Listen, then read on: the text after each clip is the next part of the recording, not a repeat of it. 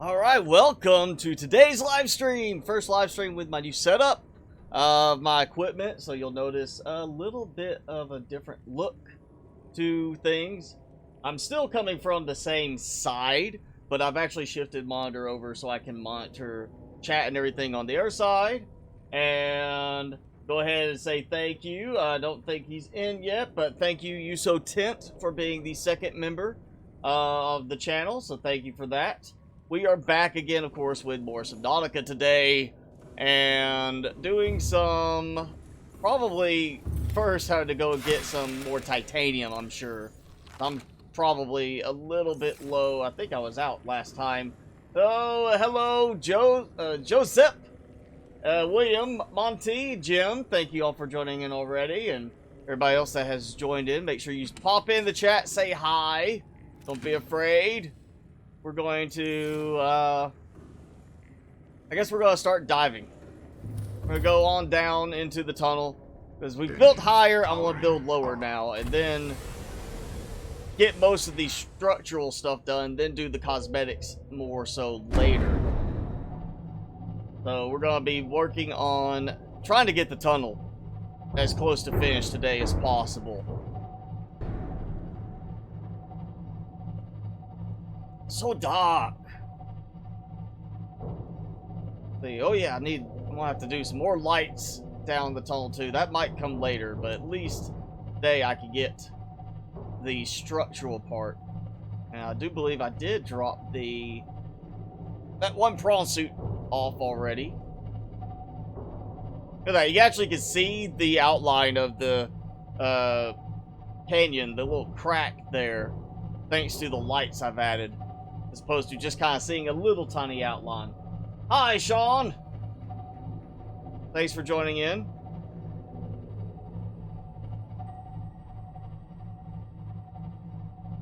Alright. I'm going to go ahead and cut these on because I know we'll need them when I get outside of the Cyclops.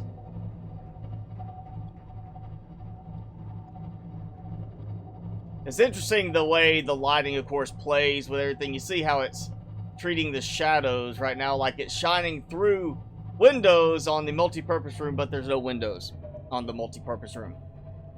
We're going to move to the side this way a bit. I don't want to be in the way. I want to be just to the side. Oh, thank you, Goku. Thank you for that. I'm glad you enjoyed the Subnautica stuff. Let's cut this off. And before I dump into build mode, I'm going to scout real quick for some titanium through the area. I'm sure there's some titanium still around here. Speaking of, right here. Right below me. Perfect. So, get started right now and get this going.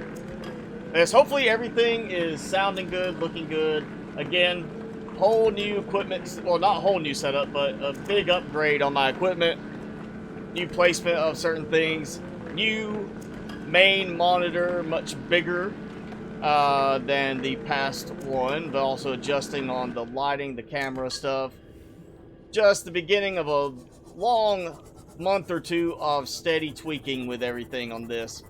Try and make the video and audio a lot better, so definitely would like to hear see comments if you think the audio, if you've been with me before on the live streams, if the voice audio is better, let me know. If the game audio needs to be up or down, let me know. We'll make adjustments as we go.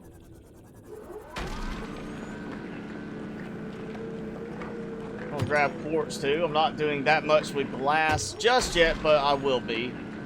We're gonna get glass, or get everything prepped for glass. It'll be in the Cyclops for now because the Cyclops is lower. That is one thing I wish I could do two of, is like have anywhere within range of the base, not so much the storage itself, so I could get supplies and just dump everything into the base through the moon pools. We're going to build, I know, just depending on how much titanium I'm able to get, I should have enough lead, should have enough lithium. We're going to do the build through the tunnel at least to the point where I have the where the ghost Leviathan is, and start dealing with him and getting that set up. And then depending on how easy that goes, we can continue down the tunnel. That next drop will be easy. Once I get past the ghost Leviathan, it's a short trip down the tunnel into that last spot on the lava zone where we're going to be going from inactive to active lava zone, and that's where I'm going to stop the build. Oh, you know, hey, more lithium, more stuff for reinforcements. And now I did yesterday's video, finally went back to below zero, and as Joseph already said earlier, we're going to be getting supposedly Cyclops docking to the game. I'm hoping that also indicates we're going to get some specialty docking for the sea truck as opposed to using the moon pool with, because it just does not work well with the moon pool. You disconnect all modules, then you have to swim out to your modules to get in and pull your storage, you know, from there. If you want to get something out of storage in the storage module, you have to go outside the base to get to it. Oh, where are you? Oh, back. So hopefully what that means, if we do get a Cyclops docking component, we'll get a sea truck docking component specific to it, or at least something that you can use to dock the sea truck modules, the train behind it, and then dock the sea truck into the moon pool separately if you need to. Thank you, MrSpicyGaming. You know, it's just a matter of I do games that I like. Sometimes those go over well, sometimes those don't. But, you know, in the end, I'm happy doing this, and I'm going to keep doing this, and it's a matter of time before long. I'm sure at some point I'll hit that magic spot where I'm just doing the right thing, that everybody goes, you know, and loves, and the channel just has another big surge of growth. Ghost Leviathan stole your Cyclops? Like the Cyclops, the big full-size submarine, or you talking about your sea moth, the little submersible, the little mini one-person submersible? Because usually they're not going to steal the Cyclops, they're going to destroy it. And just have it sitting there as a piece of wreckage. Let's see, oh yeah, some more quartz. I'm getting a lot of quartz. What I need is really titanium. Oh, so it pushed it upwards through, like, the ceiling or something, I guess. I've had that happen. I don't think I've had that happen with my Cyclops, but it has happened repeatedly with my sea moth being bumped downwards into the ground, and I basically just have to try and coerce a creature to come over and bump it back out. It happened to me either this game save or the previous game save. I think it was this game save in the jelly shroom cave. One of the snakes knocked it into a hillside and I couldn't get to it. So yeah, Joseph, as you say, if Cyclops docking gets added to the game, I am really hopeful they're going to do something for the sea truck separate from the moon pool. We need an option for the moon pool as, like, here's the moon pool and here's an expansion. Doesn't have to make a separate moon pool. Make like an expansion thing that can expand further in a certain direction. You know, it makes it wider, makes it longer. If you do longer, you can dock an additional module or two for the sea moth. That way you don't have to gather the same supplies for a completely separate moon pool. You can just be like, you know what, I need to expand it for a little while, and then, oh, I don't need this expansion, break down part of it, and not have to rebuild the whole thing. That could be a useful aspect for developers to include. I'm still hoping we just get at least a major rework of the sea truck modules, because honestly, that's still the worst part about Below Zero right now, beyond any bugs is how bad the modules of the sea truck are in terms of design and function. Like, what real-world engineer would leave an empty wall in a submarine that's meant to go way underwater? You know, no. The engineer's going to do that. They're going to be like, you know what? We're wasting some space. We probably should put something here.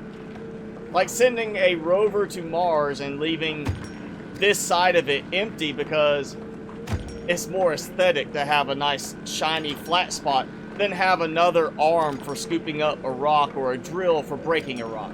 It wouldn't make sense. So I trust that before it goes full release, they're going to have to do some major rework on most of the sea truck modules to make it worthwhile. If you don't want to charge the Cyclops by removing the cells, if you want to play, well, if you're playing on PC, you can add mods like I've done. Otherwise, playing vanilla, no mods, you just have to get to the point where you unlock the thermal reactor module, and then you just park the tail of the Cyclops next to a hotspot, and it will recharge everything on that. Yeah, you gotta be careful around the Aurora. That's where most of the Reapers are in the game, sit speed. Especially when you're going towards the entrance to the Aurora, when you're going in to fix the leaks. That it definitely is a bad spot to leave any vessel too close. I always try to park a little bit further back so I don't have my Cyclops or Seamoth attacked.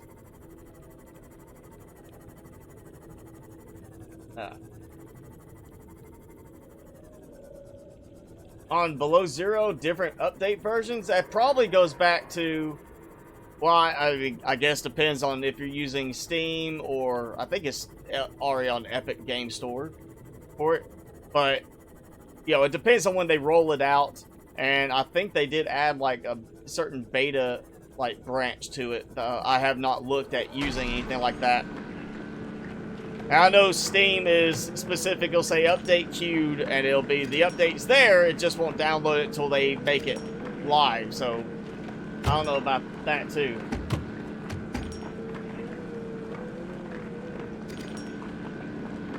Playing PS4. Well, Goku. There's a few hot spots before you get to that. You just gotta look for little thermal vents where a little smoky look coming out. One other option you can have is the Seamoth has a solar module. I think, yeah. Or, well, you can do the Prawsuit thermal module too. Anything like that, you can basically take the docked vehicle, swap the power cells out, and then dump them somewhere to let that charge too. Generally, I say, you know, just find a hot spot. If you're in the Cyclops. Nope. Yeah, go away. Leave me alone. Disrupting my operation here. Where is that? There we go. Yeah, that's the one. Generally, you know, once you get... You can always take a couple of spare power cells if you're just wanting to get on the move.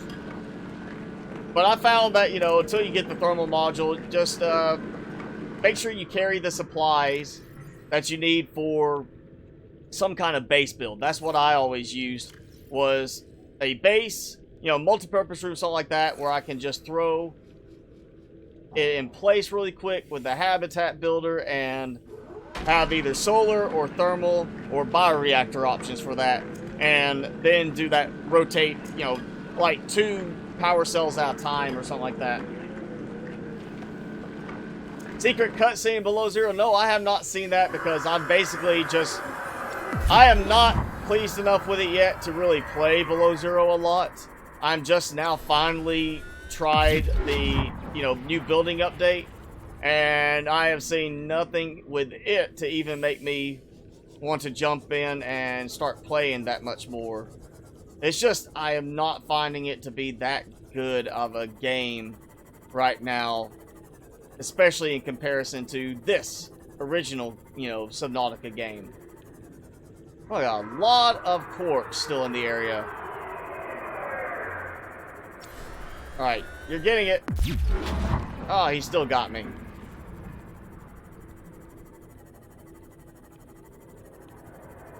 Somewhere, there's gotta be some more titanium hanging out, right? Oh. A silver.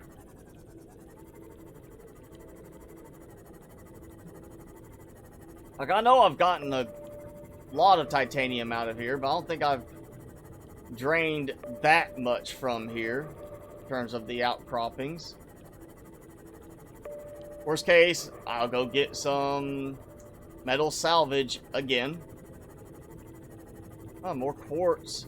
I'm pretty sure if that's there, then there should be some fresh titanium outcroppings somewhere.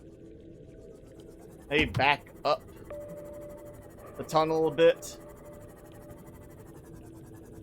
We'll go ahead and dock, drop everything in, let this repair recharge, and do some more building at least.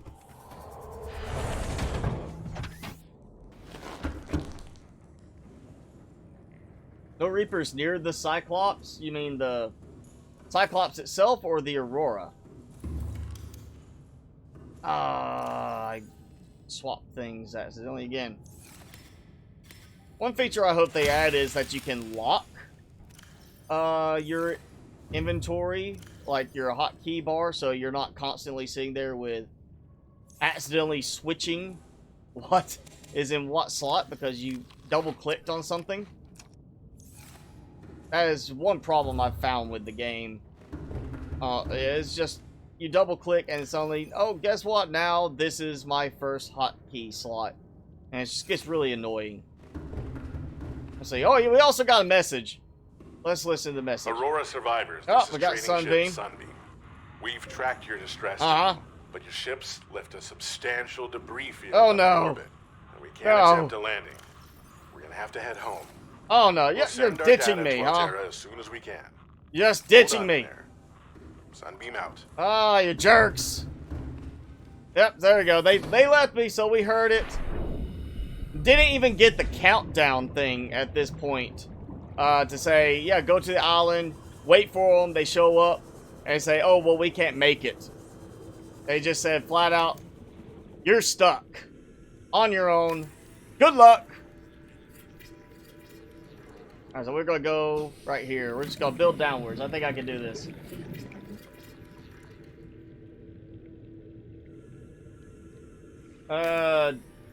DLC, I don't remember. I think...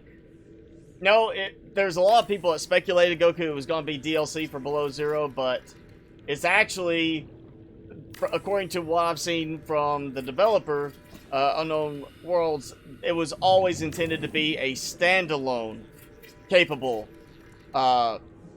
game. So it's never meant to be just a DLC you add on top. It was meant to be its own game that even if somebody had not played Subnautica, they could pick it up and play it right away, and it would just be a full sequel. Mario plays too much Minecraft, start seeing cubes. Well, we are going to see some cubes today, I can tell you that, because I'm pretty sure I have a full set of iron cubes waiting to be dumped from my generator back at the base. Somewhere back up that way. Right now, let's burn out all of my titanium. Yeah, the Aurora has several Reapers around it, Goku. One towards the front damaged part of it, and then 2 or 3 along the far side towards the void. There's one right at the tail, and then there's another one just further down from there towards the Cragfield area. I know of those. I feel like there's 2 on the far side. Maybe I'm thinking of just 1 on the far side. Yeah, Omaha, that's... I've meant to do it before, and I just forgot to get around to that point with the messages on the last live stream season. And I've always been told it was, you know, you would get to the island on the mountain. You'd be sitting there waiting for them to come in. You have the countdown. They're going to say, oh, well, never mind. We can't land because there's too much debris So we're just going to have to move on and go back. We'll send some information to Altera so they know where you are. And that's the best we're going to do. And instead, what we got was actually just, we're not even going to tell you to go meet us here. We're not even going to try to get into the area. There's just too much of a debris field. So we don't even want to bother coming here. We can already detect the debris field. Forget it. You're on your own. Alright. Let's check this real quick. So if I drop from there, I've got almost a clear shot. Yeah, I think I will be doing a little bit lower. I want to try to get as straight as I can with this. I don't want a lot of ladder, you know, up and down kind of thing. I want it to be kind of as straight as possible. Let me just bump my head on this. Why can't I swim up there, huh? That should connect me in. Yeah, Goku, I would say it's probably a glitch. Generally, you should have them there.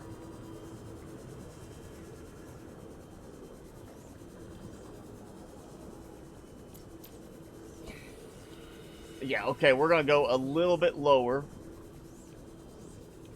So if I can get it a little bit lower, I can get it over here. And then do a rotation angle where I build across this spot with the moon pool and multi-purpose room, and then it's where we'll turn and drop down and go that way. So yeah, just a little bit lower, maybe like 3 more. Yeah, I'm pretty sure the Reapers are the only, well, the Reapers, basically the Leviathan class ones, have static areas they patrol because they are patrolling. Everything else kind of spawns randomly in certain areas. So you have the Reapers in their location, the Ghost Leviathans in their locations, and then the, of course, the Sea Dragons are in their 2 locations. You have the Big Mama, and then once you release the hatchlings out, they have their areas that they swim around. But I'm pretty sure it's basically every Leviathan class creature, other than if you want to count them as Leviathans, the Reefbacks. All the other ones have specific patrol areas that they spawn in and are not randomized. Alright, if this is not low enough, it's about to be considered low enough because it is about as low as I'm going to be able to get right here.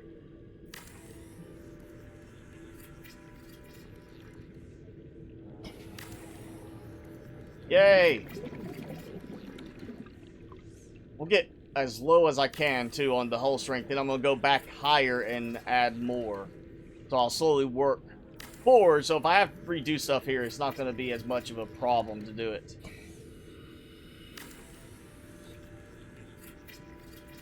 Alright, well then, Reefbacks have their areas that they patrol, but I think they spawn in random groups, and then the other Leviathans in the game are all set with certain areas they patrol. They're not random in terms of, like, you know, they'll just spawn in this area, the biome this time, and not this area. I don't know how much more titanium I have left at this point. I think I should be getting kind of close to being out.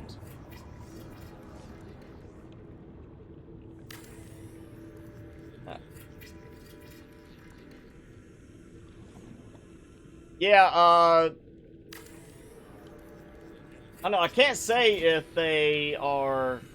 Like, is PlayStation still in development? Is it still counted as, like, early access on that one? Because I know during early access on Subnautica, I did have that same thing happen where one of the Leviathans, he didn't spawn there, he chased me back from the Aurora to the safe shallows and got stuck. And it took I think 3 updates before he ever reset and went back to where he was supposed to be.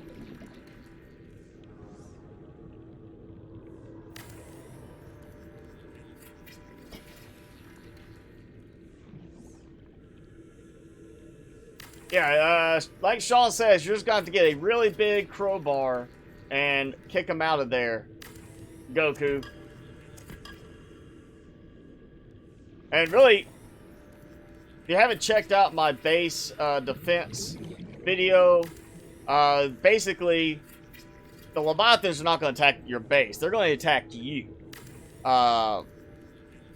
And they might attack you as you're trying to get into your base, and because of that, then they end up damaging your base. But they're not going to, like, just come straight after you, sort of thing. Alright, there goes titanium. Let's check for some outcroppings that hopefully will give me some titanium. Gold, that works too. I just need like a few pieces of titanium now. Like do some reinforcements. Oh. There's more quartz right there. Like, quartz has regenerated in spots that I have been through gathering, but the titanium hasn't. Because that's what I need the most right now. If I needed a lot of quartz, I would have no quartz.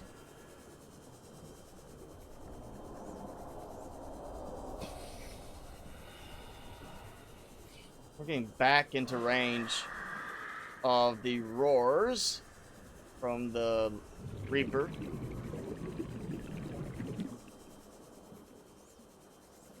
Hey, Michael, it's going all right. Just, you know, first stream back since buying some new equipment, starting the revamp of my setup. Big U monitor and moved my monitors around.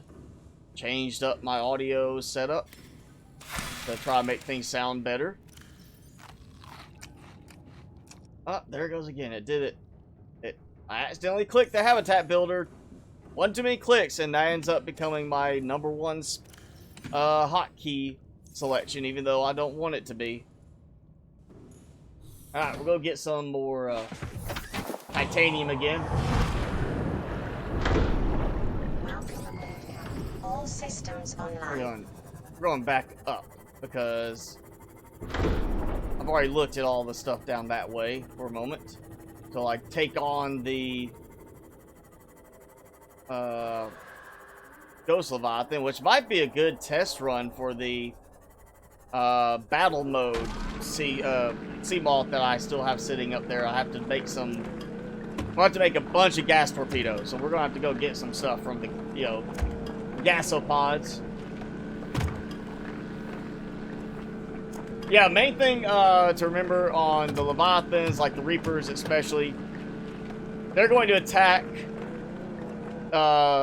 stuff that makes noise. As much as there's bioluminescence in the game for things visually, the main thing is noise that causes attacks. I think this got a hit.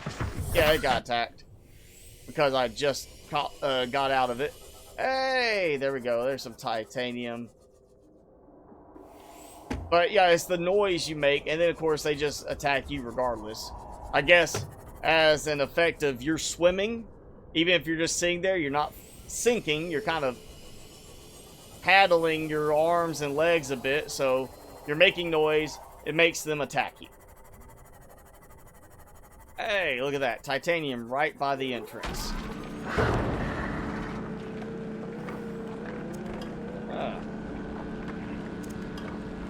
No, Michael, I'm not running with 4K. It's not that I have something against 4K, I just have no reason for it because I'm not recording anything in 4K. And for me, the main thing is how easy it is to maintain, not have to do anything weird in editing or in my streaming setup. So I'm actually running just a standard 1080p monitor, but it's a big 32-inch monitor, so it just makes it easier for me to see, and I don't have to adjust anything for, you know, I didn't want to go ultra wide because I didn't want it to be an ultra wide. This is a 32-inch 1080p high frame rate, you know, very low response time monitor, so it looks better. I can see things better. I just have not had a need yet to go with the 4K. The AMD processors, we've actually discussed that. I don't know if you were in the chat when doing so, but I've discussed my thoughts. Based on my experience with AMD stuff at work, I am not a fan of AMD because of durability. Just way more problems overall with AMD based systems than Intel.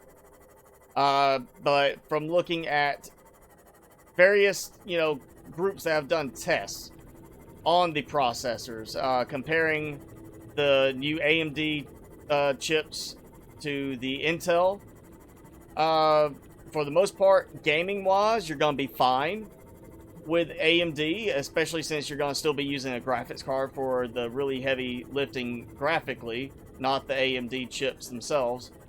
So, in that regard, gaming is fine, but because of difference in the caching of the processors between AMD and Intel, and how the cache is handled, every single one of the tests I saw, they said in the end the best for workload purposes. Video editing, graphically intense, well, you know, Photoshop, stuff like that. Anything in that regard, you're going to get better performance overall from an Intel processor than the AMD ones. So, I might, instead of building a brand new gaming system at some point and just repurposing this one to be a streaming and recording system, I might build a separate streaming recording system off the AMD. But, you know, when it comes to my video editing, everything, all of the stuff I've seen, the tests show the Intel still works better for stuff like that. And as it stands right now, I'm not even close to wanting to build a new system.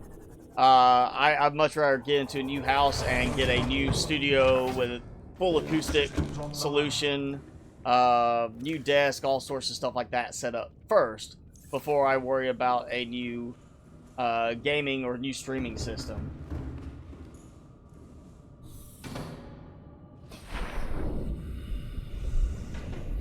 Alright, we've got that done. I think that's the edge where I was building all of the reinforcement right up there.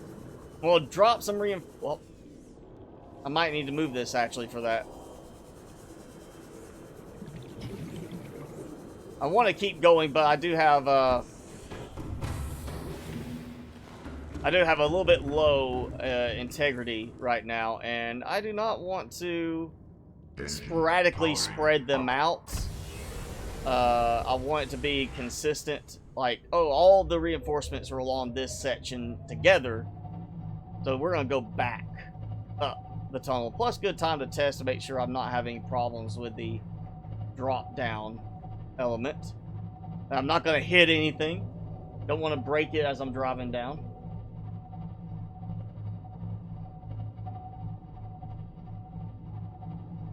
I don't think we're ever going to get a bigger Cyclops sit speed.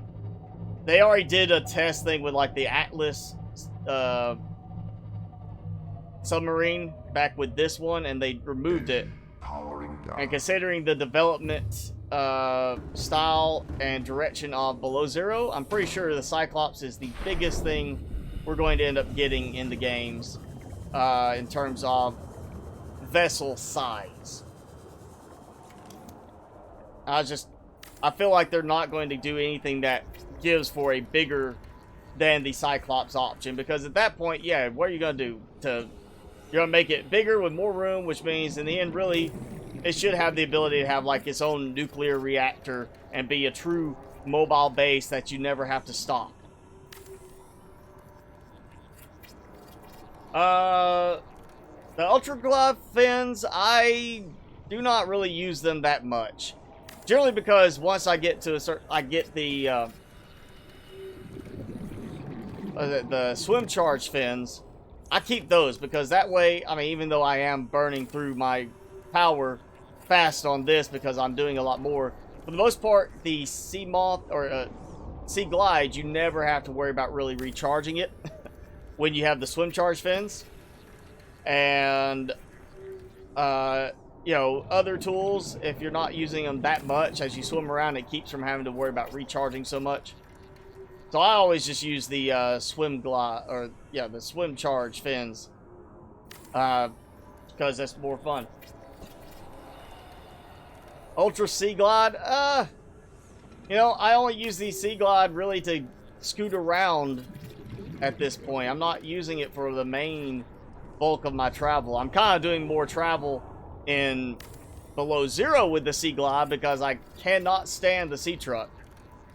I'm actually finding the Sea Truck more useful to have no modules on it and move around like a Sea Moth would than adding modules to it and slowing it down. But I would rather have the Sea Moth and no capability for fabrication on it than use the Sea Truck. Sea Truck's just not very good.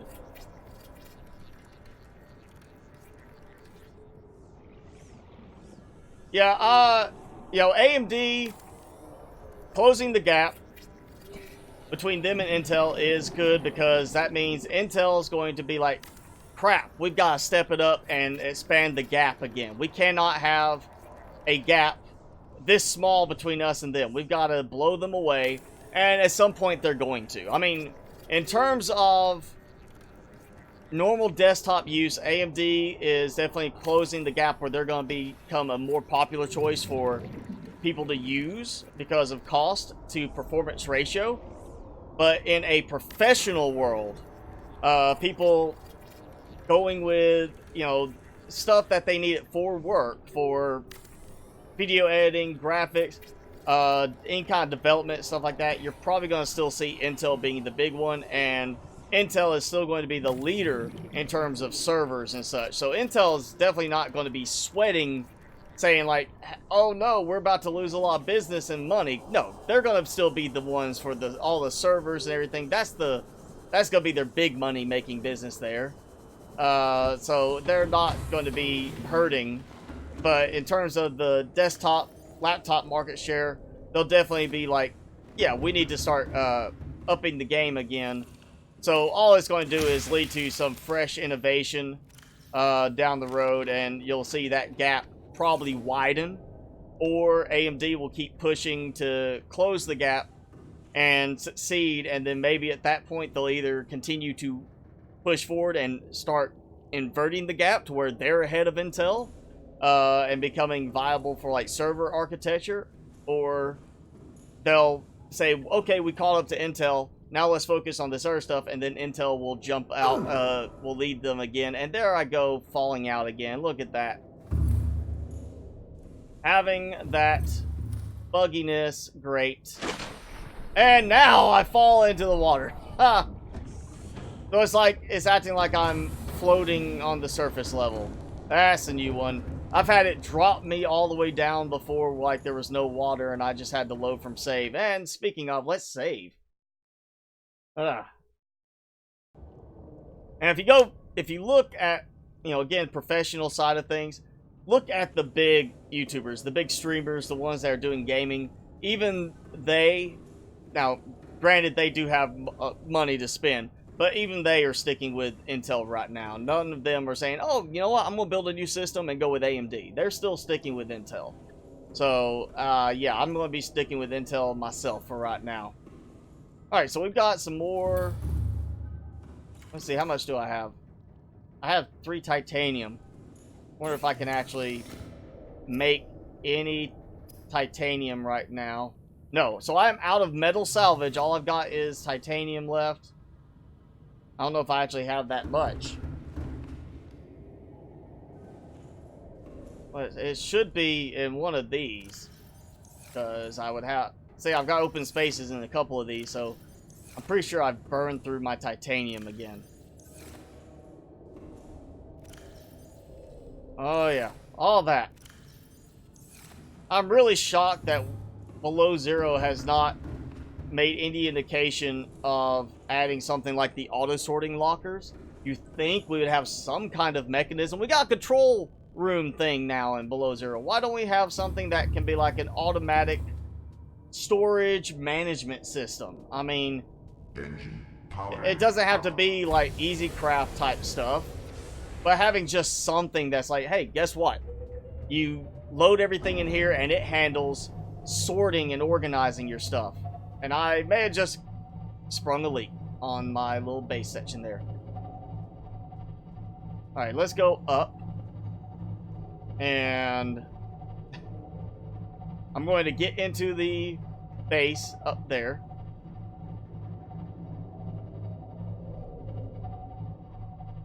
Well, not there. We'll go get into the top side.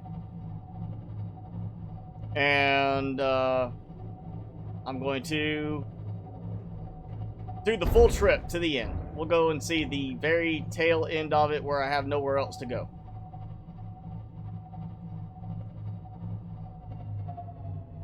Almost went too far.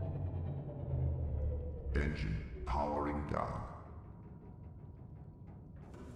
Yeah, I think when it comes to the VR part of it, you know, they've made some improvements, but it's still a matter of affordability. I mean, I've tried out the Vive, and I would love to do something with that. I just do not have room to be able to set up an entire area, and I did cause a leak.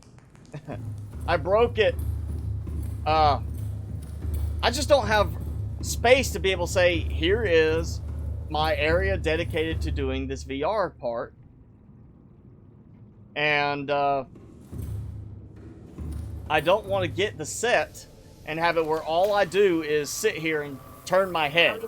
You know, for me, the fun part when I demoed one was to be able to sit there and actually be like, oh yeah, I'm able to walk around and step forward a little bit, and I can lean over, and it feels much more involving that way than just, hey, I'm sitting here with keyboard and mouse and I'm just looking around.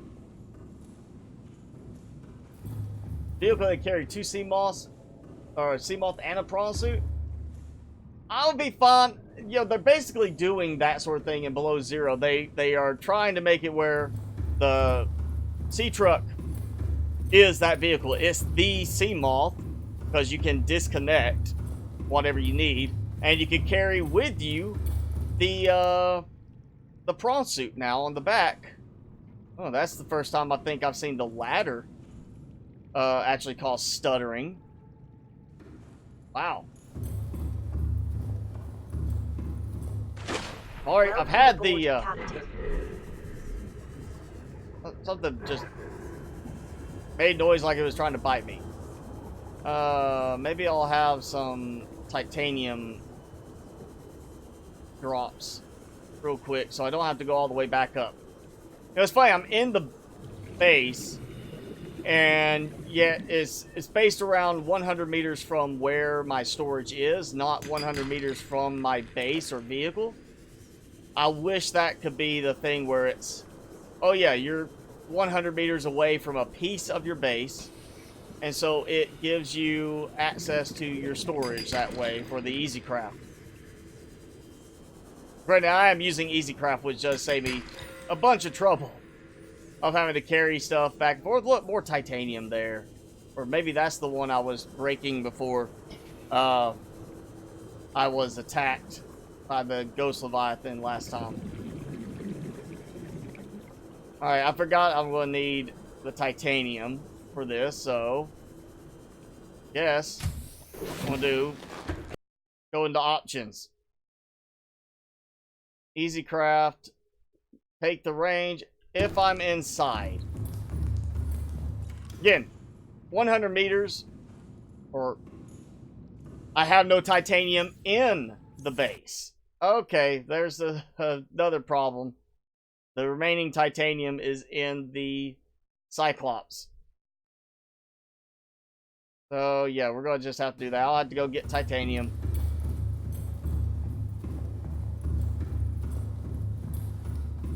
grappling hook to use outside the prawn suit. That would be interesting, but unless we get a lot more of a land-based type thing, I don't see how they can justify the use of it. Like, prawn suit, you're using it because it's heavier and harder to get up. It doesn't have propulsion jets to keep it afloat, like the sea moth.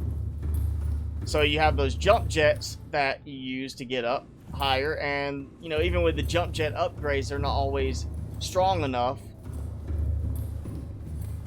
So I don't see them adding a grappling hook just for something like that. It'd be more like, here's a grappling hook because you're now going out on land a lot more and you need to be able to jump around a bit more that way.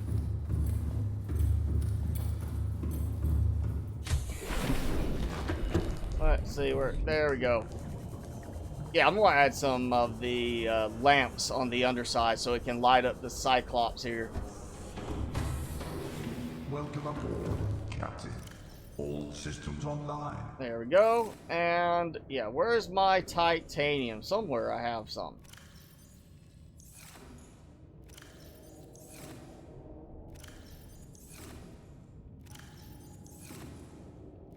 Or maybe I don't. Yeah, it's got to be somewhere in one of these because these will be the first ones to fill.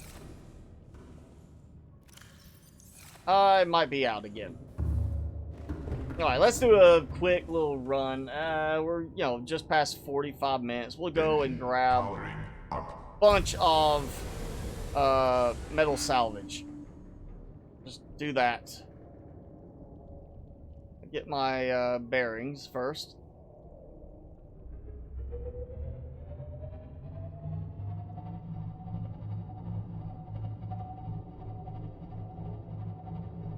Make sure I don't have any Reapers sneaking up on me.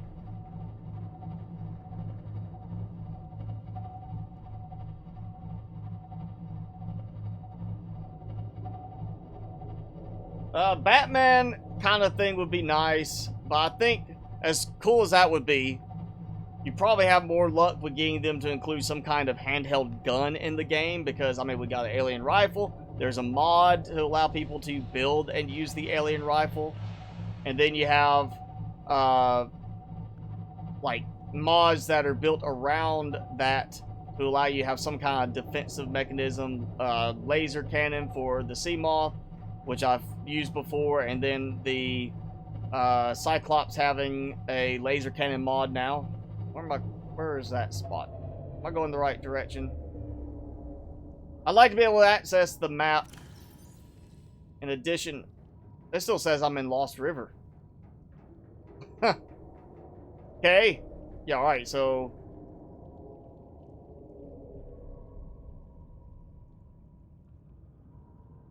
Life Pod 12. That's the Aurora Zone. This is where I've been going to get all that titanium, so I'm in the right direction. I still am surprised that we don't have an integrated map mechanism in even below zero. It's being developed. Why not add it there? Well, I don't think we get a tranquilizer dart gun or anything like that because you already have the stasis rifle. Basically the same thing. You just freeze them while you do some work.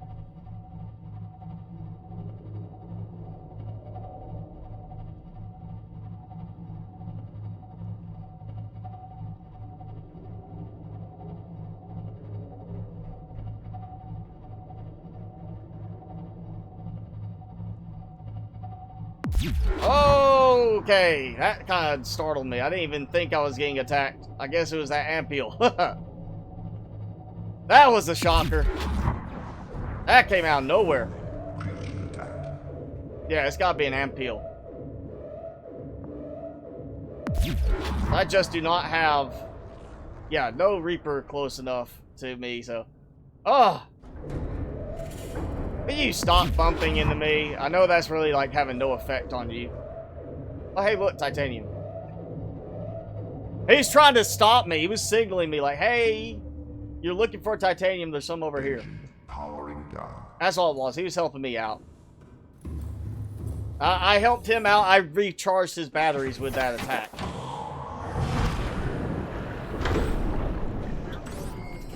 All systems online. At least now if he does attack me in this, I can drill his face.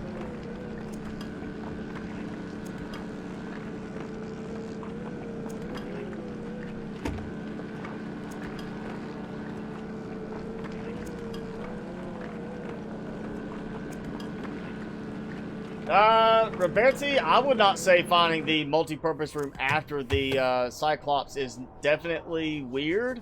Depends on where you go. If you decide to try and get the rebreather quickly and then dive, free dive like that and the sea moth for some oxygen support, you can get the multi-purpose room at that first Dagazi base in the Jelly Shroom Cave. That is the first place you'll find it if you scan it there. But otherwise, I think a lot of people just kind of get it from the floating island in the end. I know this time I got it from the Jelly Shroom Cave, but I also set out really trying to find the Cyclops stuff quickly because I wanted to get it done so I could focus on using it as my mobile base and then building out from there. So it just depends. Yeah, you should have navigation systems on a sub. You know, there's no real reason for certain things to be missing. Like, as I've said, there needs to be, I want to say, you know, a certain system on, like, the sea truck, necessarily. Anything specific to that, like, it doesn't need claw arms or anything. It's like a in between the sea moth and the Cyclops. The problem is, you don't really get customization with it because you've got to use the modules pre-built the way they are, and the modules are pre-built in a very badly designed way in terms of what would be done for actual efficiency when you're doing that. Like, I'm pretty sure somebody diving really deep in a submarine, a small submarine, is going to want as many scientific instruments as possible on that submarine. Instead of being like, oh, hey, you know, we've got this stuff, and we got this stuff, we got this. Oh, but that doesn't look good. Let's leave that spot open so it looks a little nicer. No, you're not going to do that. You're going to be like, cram everything in you can to get as much functionality. So when they get way down deep into, like, the Marianas Trench, or wherever they're diving to, they do not have to return back up because, oh, you know what, we forgot this. Or make a second trip with another submarine because this submarine doesn't have this function. So, you need a better design to the storage module for the Sea Truck and Below Zero. That's just, you should not have to build two modules to get the storage capacity you should have in one. Like, I think it's only half of the storage capacity we really should have. They would be better off giving us a blank customizable module where you can build your own layout choice in it and let somebody just be like, here's 4 wall lockers inside, you know, 2 on each wall. That would give more storage than you get with the current storage module and make it way more functional. I understand wanting to make it where it's not too much storage, but just from a efficiency standpoint, the storage design is not good. And then you have a fabricator module where one wall is blank. And there appears to be storage along the flooring, like a bench almost, that you can sit on and store stuff in, but you can't do that. It's not applicable. That's a waste of space in the design. So at least those 2 modules are going to need a major rework before the game goes for release. Otherwise, people are going to hate the Sea Truck in the end because it's just not that functional. I would honestly just use the Sea Moth the entire time and forget the Sea Truck. I might use, like, the Sea Truck as a, instead of driving the whole thing around I'm going to drop off this storage and fabrication and aquarium module trunk. I'm just going to drop it here, and then I'm going to drive the main, you know, sea truck itself back over here, and then I'm gonna make another set and go drop them here, and I just basically deploy little mini bases, and hopefully we'll get some kind of self-contained power module so you don't have to actually dock the sea truck to it. Because if you didn't have to actually dock the sea truck, you had like a standalone thing, you put in some power cells here, and it's like that's it, or a solar panel module for it.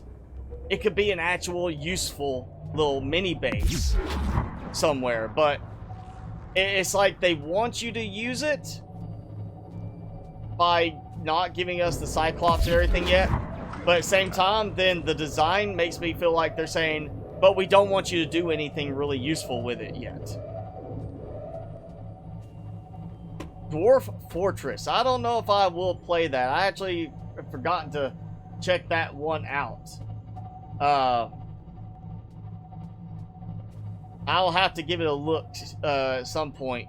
I just don't know if I'm going to play that. I've got some other games I'm looking at possibly either adding in that I've never played or bringing back a couple of games. Like I said last week, and I posted last week, I am getting ready to well, I have decided to stop streaming on Twitch now. At least until Twitch can do some stuff to improve upon things. They're just... Obviously, a lot of Twitch streamers have been leaving because of Ninja leaving, but there's also Twitch streamers who were leaving prior to that as well. And I had already made the decision before Ninja made his announcement that I was going to stop doing Twitch. It was just going to be more of a... Well, I'm going to cut to 1 day a week, then I'm going to just back away, and I just decided I don't even want to contribute more time to it right now, knowing I'm going to quit. But I will be bringing in at least one more stream to YouTube during the week. Probably just be like a 2-hour stream one evening for me to add in, and I'm not sure which game yet, but I've got 2 candidates right now, and I'm thinking of 2 more as possible options, but I'm going to bring it in and put up a little voting poll for which one to go and do as the first one for the new streaming set. And it will not be Below Zero. No, I will not stream Below Zero until the game is finished, and I will only and if I do a stream then for Below Zero, it might be like I'm going to stream one long stream to do as much of a playthrough as I can, get the storyline done, and then maybe try to do a bunch of building live streams. But if they backwards update from the stuff that they've added to Below Zero in terms of base components like the large rooms and such, I don't think I'll have any reason to play Below Zero more than that one time to do the storyline, and they'd be like, okay, I'm going back to regular Subnautica because now it's got all these new improvements as well, and it's just a better story, better gameplay overall, and I'm not going to, unless they backwards update it to make it where now the Cyclops is harder to get, so they add the sea truck to it, and they're like, now you, instead of where the Cyclops is collected now, that's the sea truck stuff. Then I would probably be like, well, I have fun, but now they just ruined Subnautica as well. Because I do not have high hopes on Below Zero right now. I really don't. It just does not seem like any update is adding that much gameplay value to it. I hope they change it and they do a really great job and it ends up being a proper successor to this original version, but right now I would not even call Below Zero Subnautica Light. No, Robetti, I have not looked at Dwarf Fortress before, so I still need to check it out, see what it's about. Sean, partly Twitch policy in some regards. For a while I did like Twitch in terms of the live streaming capabilities, but it's partly some of the policy changes, things like that, how they are on certain things, but more so just I'm just not seeing the growth I want to see on Twitch. I've got to put my time and effort where I get the most results. And of course still have fun doing it. So when I'm seeing better results, live streaming 1 day a week here and then 2 days a week on Twitch, seeing far less results, even with different games, trying to make it a different style almost, even though it's still survival and building games, it's just not so much on the tech side of things. Like Subnautica is a high-tech game in terms of the technology, but going more low-tech like I did with Outlaws and just other games, I just did not see growth on it. It was, you know, it felt like it was when I originally started YouTube. I was starting over, and even though I have so many people watching already and part of the, you know, part of my channel on YouTube, it just did not have that carryover value. And I've seen that with other streamers. There's quite a few streamers I've watched, you know, or YouTubers that streamed exclusively on YouTube. They decided, you know what, I'm going to switch and start streaming on Twitch and build it up. And somebody with 200,000 subscribers on YouTube ended up with like 2,000 followers on Twitch. I'm like, that's a pretty shocking difference, that out of all the people who you have subscribing on YouTube and seeing 300-400 people in their live streams on YouTube, they can only get 2,000 people to follow them over to Twitch. You know, it's just, it does not cross over as well.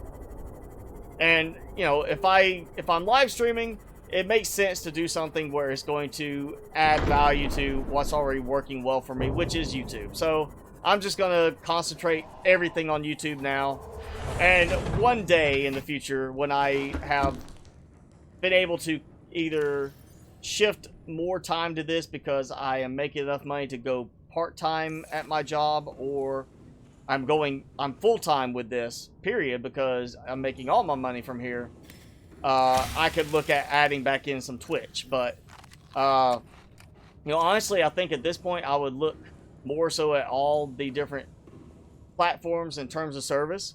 And if it wasn't going to cause a problem because of violation of terms of service, I'd probably do something where I would simultaneously stream to YouTube and like Mixer, Facebook.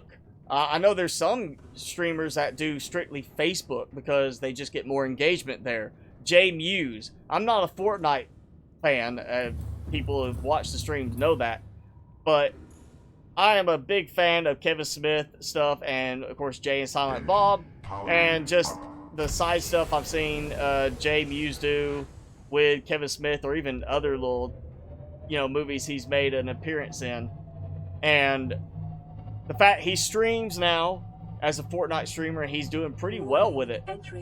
Not a matter of him being talented or certainly a certain skill level on Fortnite, but just his entertainment value. He streams exclusively on Facebook right now. So it's you've got to go where your audience likes to watch you, and for me, that's YouTube at the moment. Let's see, that scare him off, or it despawned him. I think, yeah, despawned the Ghost Leviathan at that point. Oh, another Ampil. Why you do this to me?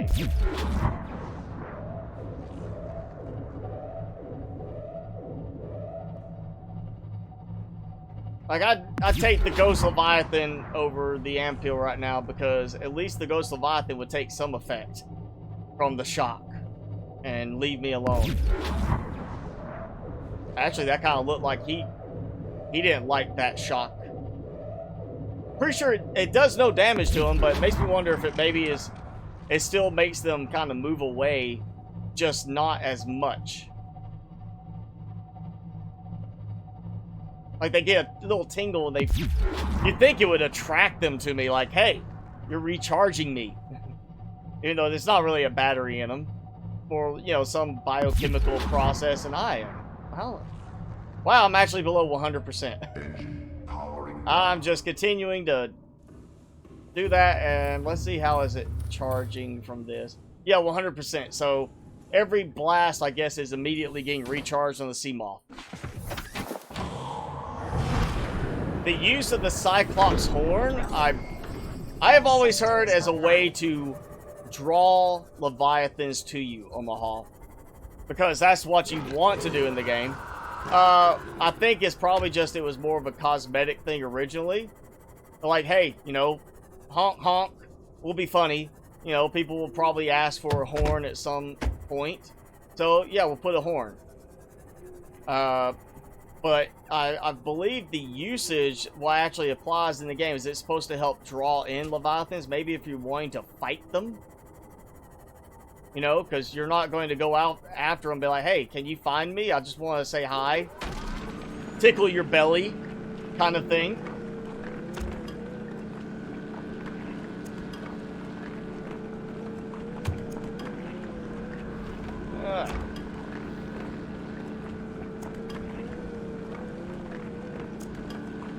Yeah, maybe Goku, like you're saying, the devs feel pressure to... I think that's what it is. They feel pressure to match or improve upon original Subnautica. And I think they are working hard, scratching their heads, trying to find the best way to achieve that. But I think they're going in the wrong direction. I think they're focusing too much on certain elements.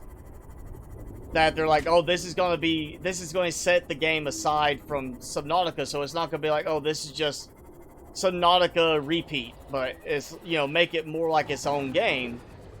But it's still a case of, I think they're focusing too much in the wrong direction on certain things. Like it's been said in the chat, focusing too much on new Leviathans. I think they're focusing too much on trying to create, you know, the new vehicle stuff, and they're losing that original kind of focus they had. Not that they're intentionally saying, let's not focus on this, let's focus on this instead. I think it's more of they're just not seeing it for what it is in certain cases, where it's like, hey, you know, one of the reasons that did so well was because we kept it simple, or we kept it streamlined, or it made sense of why this was there, why this was in the game. And instead you have more of a, let's add this and add this, but let's not implement this yet. You know, like now in my playthrough with the new base that I'm building, I'm noticing how useless the solar power actually is in the game of Below Zero right now. Like I've already done some more work since the video I posted yesterday, and I've got almost all of my stuff moved from the old base, but more importantly, I've got 8 or 9, I would say maybe 7, as low as 6 at the minimum solar panels, and I'm running out of power during the night because of battery charging, but also because of just there's components in the base that are draining. So it's like, even with all of those solar panels, and nothing super massive going on, I cannot sit there and do as much as I can in this game. And I'm noticing so many bugs and quirks with the big room, the large room we have now in the game, that part. Like, and I'll show it in my next video. I tried placing down a reinforcement in one spot. It would not let me place it there. I tried then moving the reinforcement to another spot. Would not let me place it there. Tried another spot. Would not place it there. Found one spot on the big room that it was like, okay, you could place it here. And then I leave the area. I go do some gathering. I come back. And guess what? All the places that it would not let me place it before, suddenly I can place stuff down. Now I'm just like, why was this not working, you know, 5 minutes ago, 10 minutes ago? Why was it saying I could not place that reinforcement there? Now suddenly I can place it there. And I think what it actually was, now I could be wrong, I'll have to play with this some more. I think it was I was trying to place the reinforcements from inside the large room. It said no, except on one spot. Then when I went outside, tried to place the same reinforcements down from the outside, it said yes on all the spots where it previously said no. And then I come back inside, try to place the reinforcements on those same spots from inside, it says yes. So they've got, it feels like they're just tossing a lot of content in and trying to get stuff going to a point where they can see how people respond. And then from there say, well, maybe we can adjust it and make it where they like it better.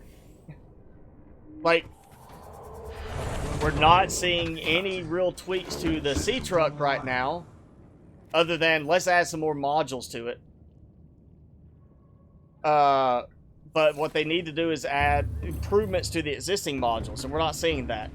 And yeah, like you're saying, Sean, they could take ideas from modders. I mean, they might not want to do that for some reason, because there have been cases where modders had something taken, like an idea from one of their mods, and they've sat there and asked for compensation, which I can understand. You do the code, you come up with it. They're like, we want to use your code in the game. Well, you know, that's kind of, you know, it's kind of a questionable thing in terms of intellectual property and the rights to it. But saying, well, we're going to take this and use your work to create this, but we're not going to give you anything for it, that's a problem. Asking, hey, can we use your code? And they say, sure. All I ask is credit. Put me in the game credits, and I'm happy. Then yeah, use what some modders are creating. If you ask a modder, hey, we want to use your stuff in the game, are you okay with that? I said, yeah, but I want to be paid for it. Then they could say, well, all right, never mind. We'll just we'll just ignore it, you know? And they can try to create their own, maybe, matching variation that does something different. But yeah, you kind of run into stuff like that.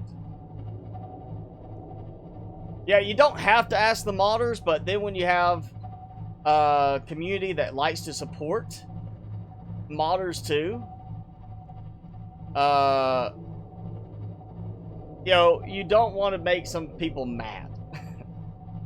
If you have modders that are making mods for the game that people like, that are bringing in new attention to the game, making the game more enjoyable and getting you better ratings, better opinion on it, and you make them mad and they leave and they pull their mods from the game, you know, from the Nexus mods and whatever, and now they're talking bad about the game and the devs, they probably, even though they could technically just say, well, whatever, we're going to use it, they don't want bad publicity, bad promotion of any kind. You don't want somebody saying, hey, the devs took my idea and won't even acknowledge me in credits because I asked them if they would.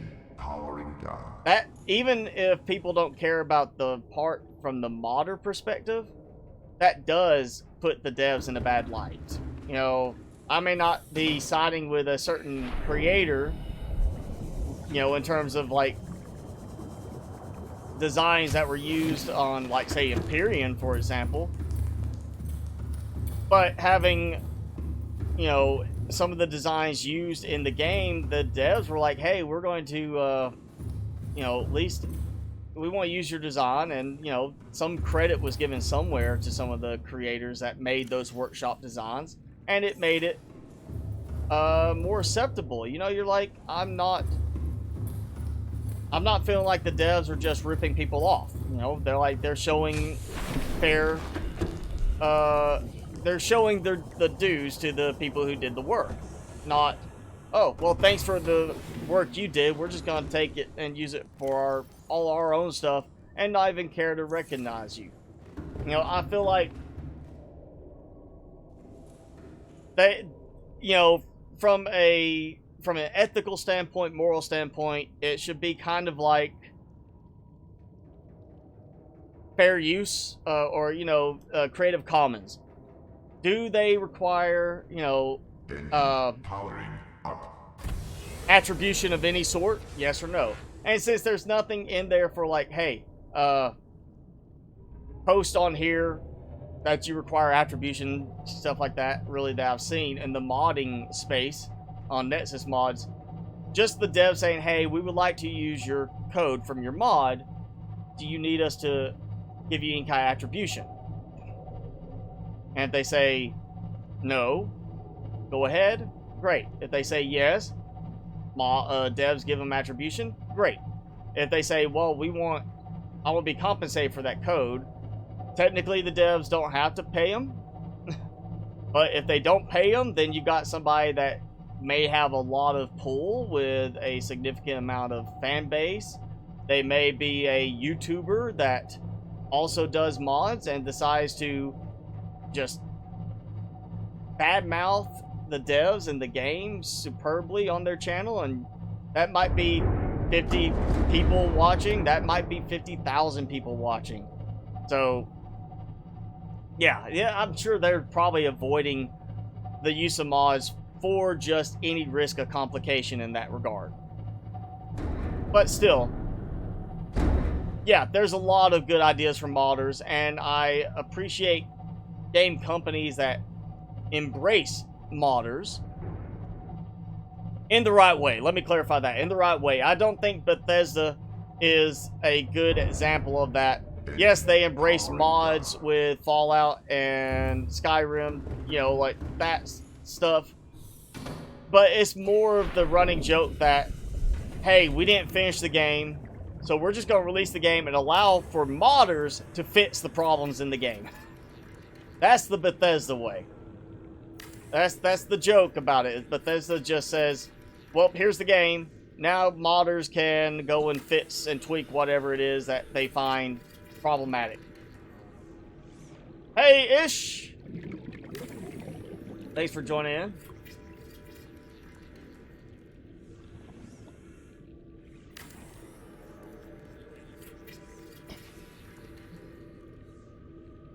You know, and if you look at it from this standpoint, I'm not a developer. In terms of gaming, I do programming of scripts and stuff for work. I know I cannot program to make everybody happy. I cannot program to make it work regardless of whatever situation is. I have to go based on what I know will work, what I expect to happen, and what's the best pathway for that, with a little variability maybe to allow for certain things. And you pretty much have to give the devs that they're going to do the same thing with the game. They cannot anticipate everybody's personal preference. Some people want a bigger submarine. I just want better default power options for the Cyclops. I'm fine with the size of the Cyclops. I have more than enough storage in it. I want some kind of, you know, at this point, if we've got a building system that lets me build things with a little tool in my hand, why do I not have a mechanism that allows for automatically processing incoming materials, like I'm using the auto sort lockers to do? Why do we not have that capability as part of the submarine, as part of at least the base itself? Give us that in the base as a default thing, because it would make sense from a tech standpoint that we can do this. We should be able to do this too.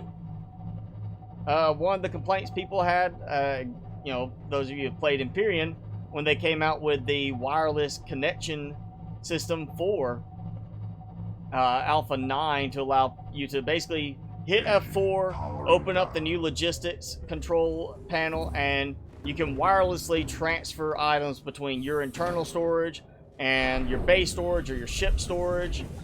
Do all that through this little control panel. People were saying it takes the game out of it, that it feels too much like you're just working, which is one of the things I don't like about it. It's also a matter of, from a technological standpoint, and a lot of people had complaints about this, if we have the tech to wirelessly transmit matter through radio waves or some other mechanic between one container and another, why do we even have anything to do with limiting our storage capacity? Why is there even such a thing as limits on mass and volume, weight? That doesn't make sense, because people were saying if we can wirelessly break down matter to transfer it, why can we not wirelessly break it down in some way, some storage method to store a massively larger amount of items? So it's not just what you would physically expect from a certain storage point, but more of, and I did not go low enough on this. I also did not go very straight from that side. Look at that. I'm just now noticing how crisscrossed I did. So yeah, we're going to be breaking this down now. Oh, great. Actually, ow. I'm going to break down a few. And instead of worrying about dumping back into inventory through the auto or the Easy Craft mod, I'm just going to move back and start breaking it off from that end and replacing. Yeah. Yeah, see, like you're saying, Sean, Star Trek. If you could just sit there and say, hey, take this piece of titanium, break it down to the bare atoms and reconstruct it molecularly to make something else. Where's the challenge of grabbing stuff, you know? Unlimited mining, yeah, to a certain degree, takes some of the challenge out, but at the same time, you know, if you restrict the mining volume, how much you can get from a resource deposit, you limit what players can do in the game. It goes back to it being, you've got to consider what the players are going to want to do in terms of their gameplay. And, oh, yeah, I gotta fix the hatch. Oh, why can't I build there? You know, I was thinking like plant nomads. Really? Okay. Plant nomads had originally unlimited mining. Period. You know, anything with the mining rigs, it did not matter what it was. If you used the mining rig, it worked. And then before full release, they changed it. You know, make it a little bit more realistic. You're not going to get unlimited mining. But a lot of people complained about the volume of that restricted mining being way too unrealistic. Like, you're actually digging down into the ground and mining out a deposit. And even here on Earth, you know, the complaint was, well, you know, this sort of thing can take years to mine out a single deposit area. You're talking millions of tons of resources from it. And here you are basically getting, you know, pebbles from it instead. And so a lot of people complained about it being too restrictive. So the devs are going to try and balance the game as best they can. Obviously, again, from a programming perspective, you cannot make everybody happy. Anything, you can't make everybody happy. No matter how good somebody says your cooking is, in terms of like, oh, hey, here's a 5-star restaurant, and this chef is a world-renowned chef. Somewhere, somebody's going to sit there and say, yeah, I think this is the worst steak I've ever had. Or they're going to say, it's okay. You know, everybody else might rave about it. This is the best duck frog wa I've ever tasted in my life. And then you have a person that instead says, I didn't care for it. It was too dry. So it doesn't matter what it is. You're going to have somebody that's not happy with it. So you've got to go for the greater majority. And then, of course, going back like the Star Trek thing, the no tech challenge, no challenge like that. I don't know how many people here are familiar with or have played Magic the Gathering or any kind of card game like that. I mean, maybe you played the old Pokemon game that was a copy of Magic the Gathering. There's always, they release it, a new expansion, which I have not played in probably 10 years. But they release a new expansion, and somebody somewhere finds a catch that the creators and all the testers, everybody involved with it, did not think of.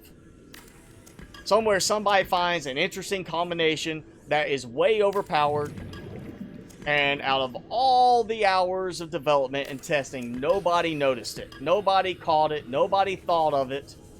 And so now you have this new expansion that they're like, well, crap, we've got to redo this.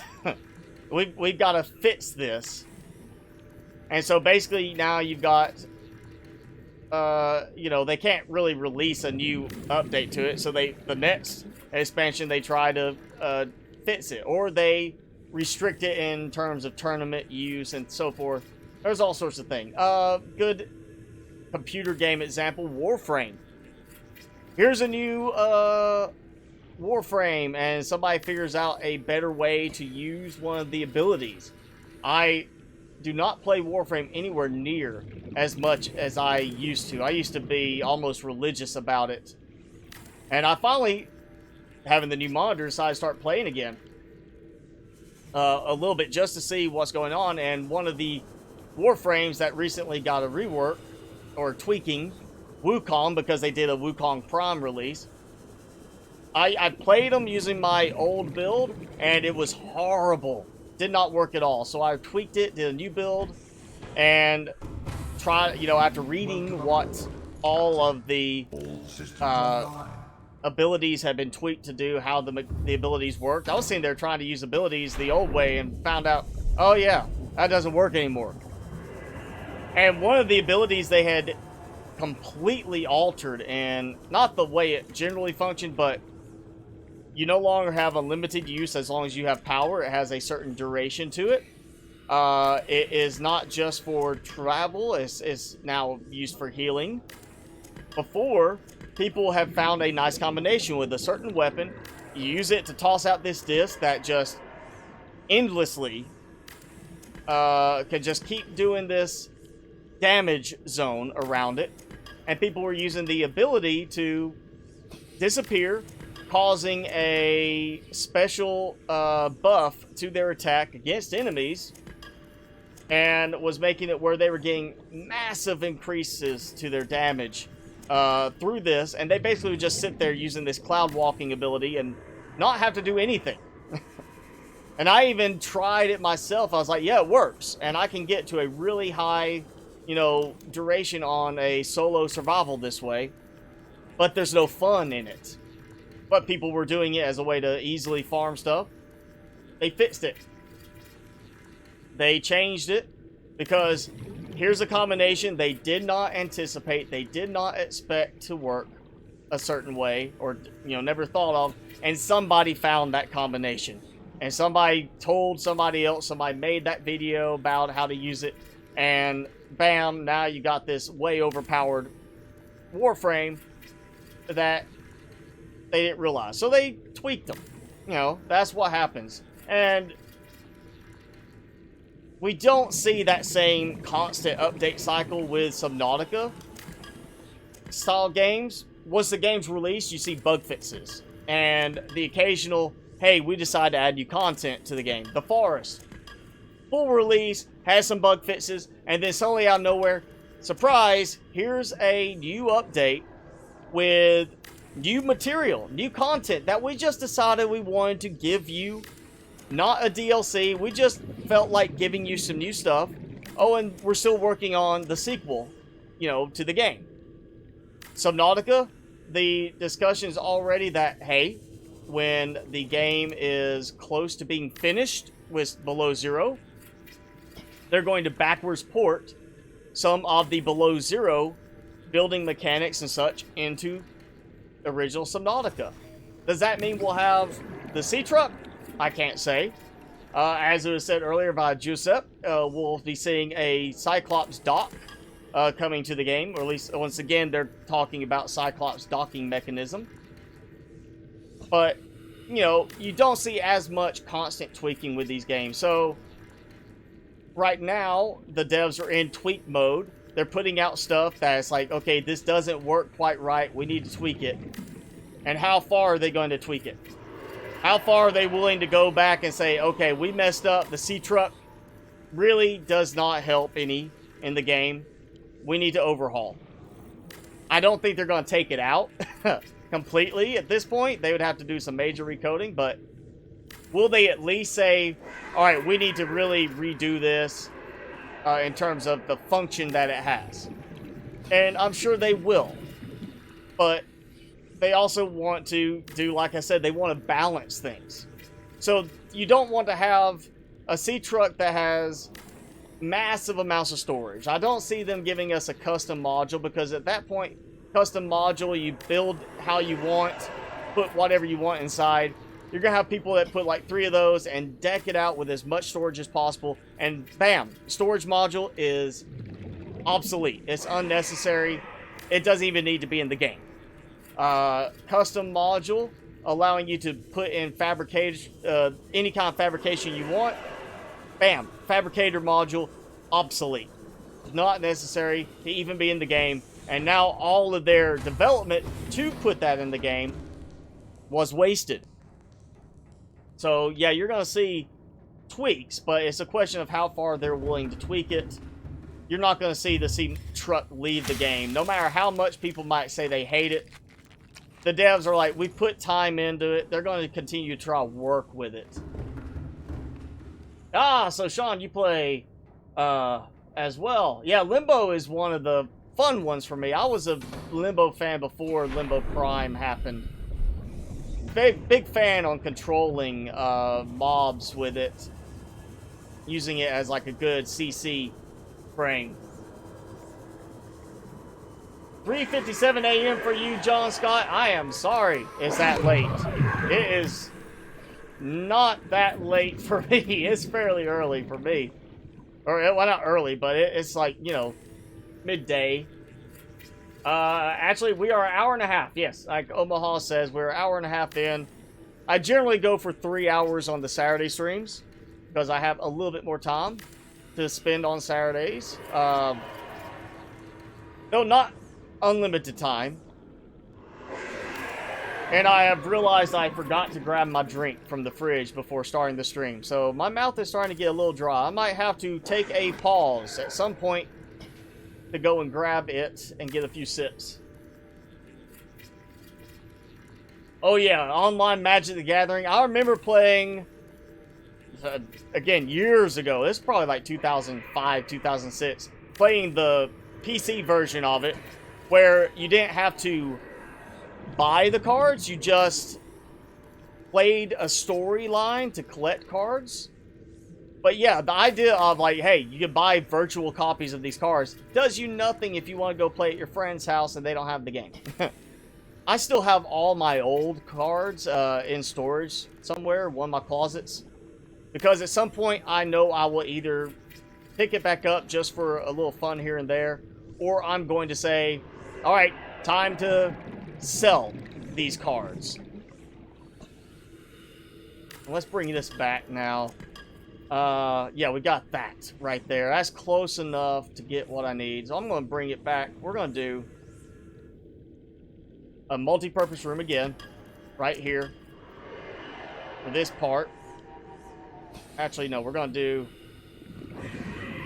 like this. We're going to split this one a little differently, I think.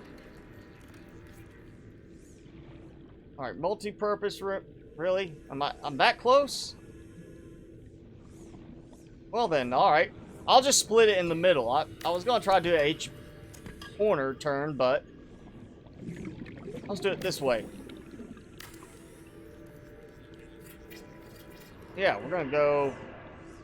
Oh, I was hoping to get a little bit further than that, but at least I'm not, like, obstructing most of the tunnel. And I am high enough that when I do drop down here, I'm not going to worry about hitting this so much. Let's take this out.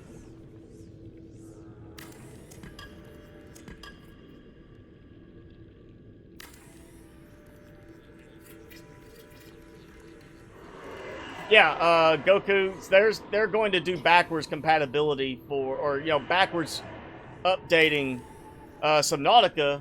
At least I know initially the PC version will probably get it to add in some of the below zero elements. Oh, we'll just build it like this and see if it connects off of here the way I want. Yes. Ooh, and perfect. You know what? I do need to have just hatches, so if somebody's out swimming... Well, what am I doing? I don't need that. If you need to get in the water here, go in the moon pool. Oh, yeah, you can see that stutter from the building when I'm finishing the build happening. Still have a lot of hull strength, which is good. Alright, so I'm in the section I have not added a ladder for yet. And I may come back through and put, like, windows on some of these, like a window every 5 or something like that. Not too excessive, but every so often.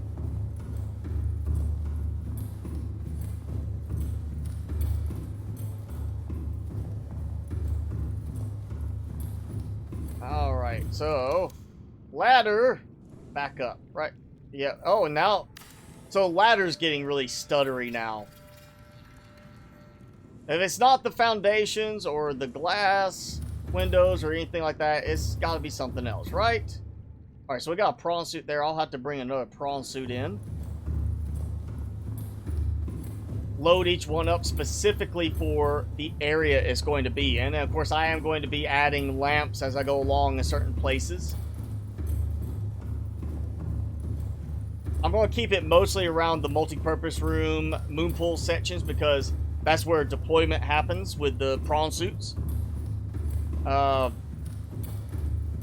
going to worry about it all the way along everything. There we go. All right, we got this nice little spot here. So now, I have another... Well, I can go all... Well, I think. You know what? I feel like, yeah, we're going to do another curve to bring it kind of over again and out of the way a bit. Really wanted to avoid doing like this, but... Yeah. I don't know if it's the lagging from the coded list, or if it's more of like with my last live stream series, it got to be where it would lag for several seconds.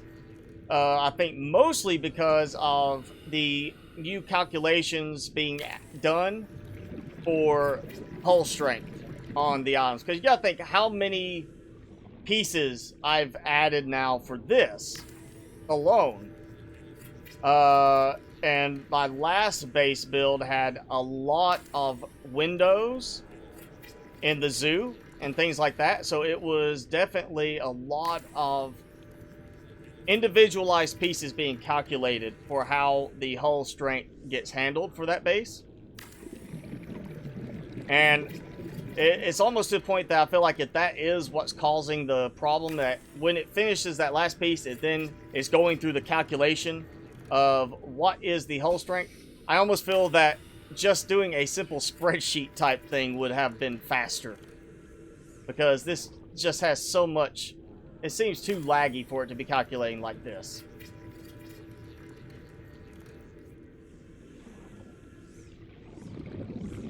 So I have that. Moonpool will drop down there, do all the work.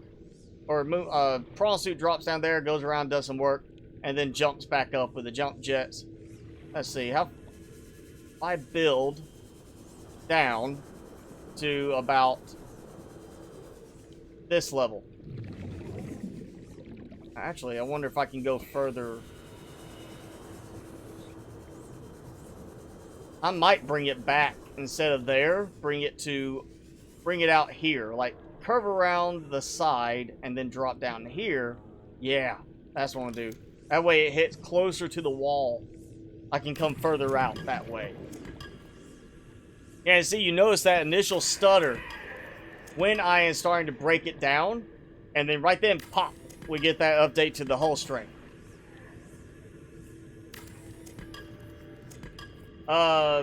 Crab attacks, I don't think it should make any difference because they won't detect me inside the base.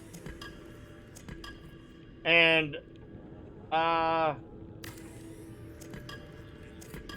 don't even know if I'm actually going to have any of the crab squids in the area I'm going through, because we're going to the midsection drop down where the Ghost Leviathan is, and that's where I'm going to build down and go on into the inactive lava zone. I'm not going to build through the whole, you know, cave system of the Lost River. I'm just building down surface to lava zone and using the tunnel as the most straightforward way to do that. I think that's...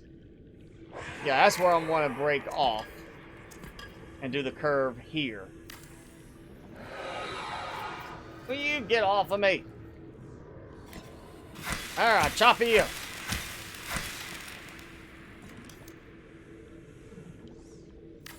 Has anybody seen Prime Sonic yet? Has he not joined us today? Was it him that said something about he might not be on for a week or so? Remember, somebody had mentioned last stream that they were going to be gone for a couple of weeks.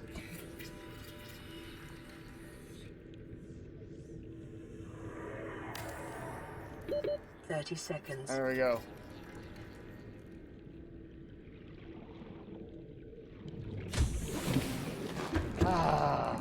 I'll have to do modification or vehicle upgrade station for each of these too. I think I should have all the components for that in terms of the high-end components. Alright, let's see. If I bring it here, drop that, should be perfect. Should be. Yeah, that'll put me like right along. Ooh, and if this works, I can scoot through there and then cut across that way. It's not going to be a perfect flow because I am restricted to the building options, but at least I'm going to make this work. Oh yeah, he kept saying he was going to leave last live stream to play a game with his wife. He's like, I'm going to get off and go play a game with her, and then he kept talking. I kept seeing chat from him. I was like, whoa.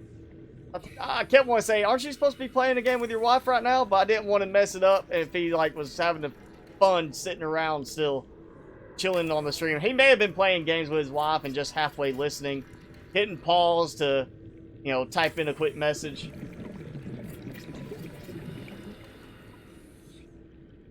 We'll go ahead and take this moment, remembering because of that. Again, thanks to Prime Sonic. He was my first member once I turned on memberships. And Yuso Tent is the newest member from this last live stream. So thanks to both of you for supporting the channel, supporting me in this effort. Again, I'm not expecting memberships. If you want to do that as a support method, you can. If you just want to donate in chat, you can. And yeah, he's still asleep next to me. Any super chats will come accompanied with a special viewing of my dog Timmy as he munches on a treat that he will get as part of the tip from you. You tip me, I tip him.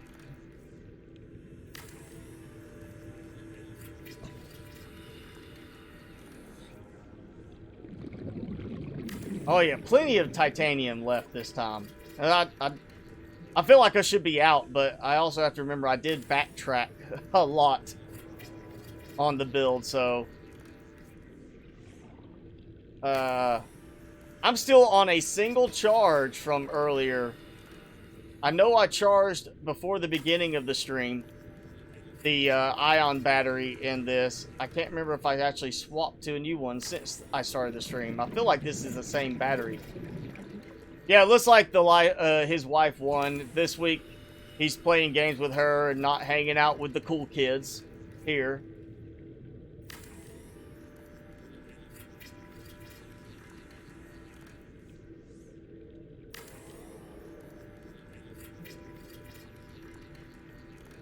And I'll need to put in my new thermal plants.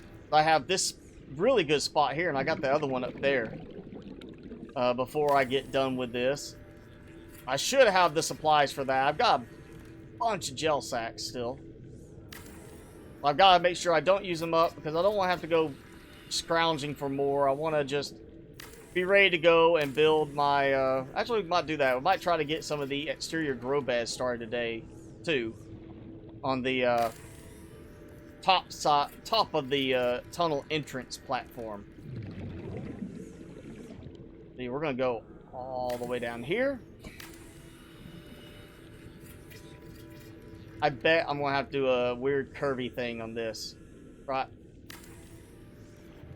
Yeah, I'm going to have to do like a curve just to get around the corner here. I'm going to be surprised that that does not have a collision aspect to it.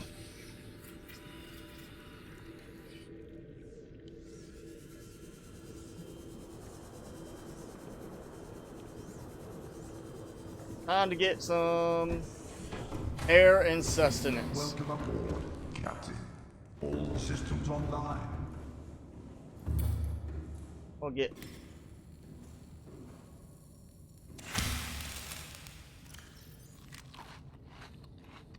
that. I'll just dump this. Anyway. Yeah, let's see. I have... well, let's save. Just in case. I usually forget to save when I'm playing like this. But, yeah, I'll go ahead and save just to make sure.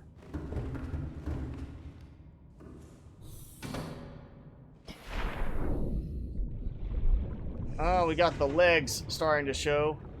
I think I'm going to wait till I get past this point to try the thermal plants. Let's see how if it will let me do it without a weird curvy thing. If I have to, I'll do an S curve.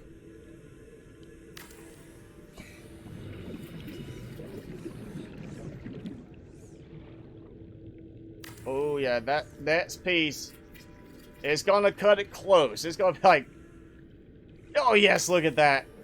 It worked. I think I'm pretty much good at this point. Oh yeah, I should be able to get away with not needing the power transmitters right here. And look, I've got some more table coral.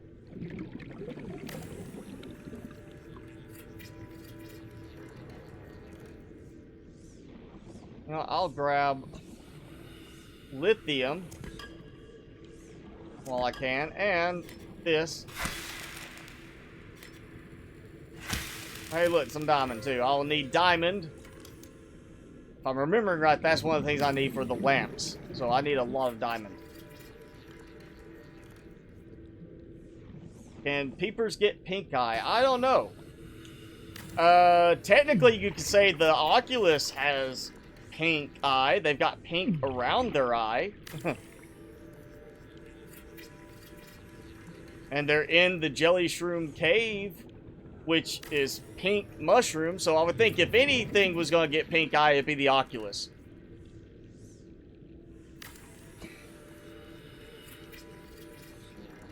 Hey, victory shout. That's all right.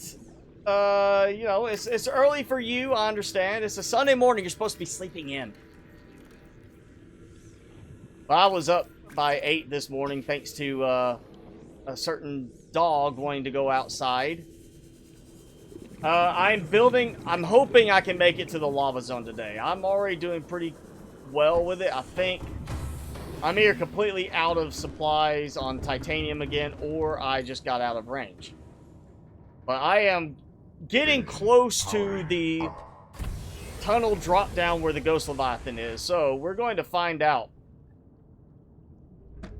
how far I can get with that. Because I should be, yeah, get up to that point, and then I'm going to turn, and there is the spot for the Ghost Leviathan. So I'm getting really close. Engine powering down. I'm so close now. But I know I'm going to have to make another stop to get more titanium. very soon, if not now. Okay, I'm not out yet. I ran out of range from the Cyclops. How will I take it against the Ghost? Well, again, the Ghost Leviathan is not going to attack the base directly. It might bump into it, so I may be doing a bunch of reinforcement along this area. I'm going to try to also keep it still hugging towards the wall, like I'm doing now. So if I do want to take the Cyclops down, I don't have to worry about it. And now I'm out of titanium.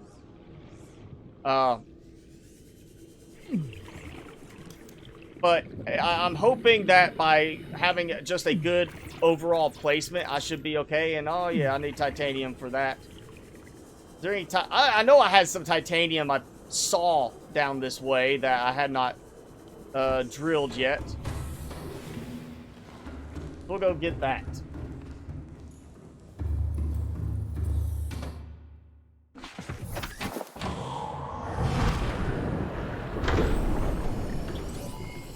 I am pretty sure I had single outcropping I saw at least left.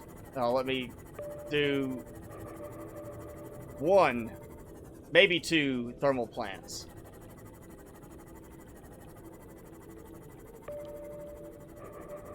And of course, we'll just get a quick look over here. If I can keep it the right way that I'm going now, I'll be coming through that little spot over there. I'll basically hug along this side over to here. And that's where I will drop down and then build across. I'm not going to do like a moon pool here. I'm just going to have it where it comes in and drops down along the side here. Really, in retrospect, it'd probably been a good idea to do it right there. Because of that little lava shelf over here that I've built in before. I could build part of that, but that might be where well, no, I'm not even worried about that. I'm just going to build, again, all the way down, and then as I go along, have a lot of thermal plants again. Because why not? I might put in, like, 3 or 4 of the ion cube generators in the end. Just because. Just to say I can. Just to be like, I went truly overkill. And I'm generating a ton of ion cubes that I just really don't need. And when it comes to building in the area, I'm going to bring the stasis rifle down and stop him from attacking me.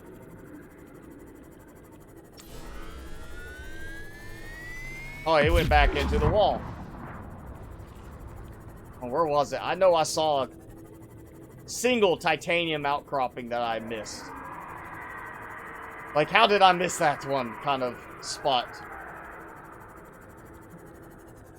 Hey, he's noisy.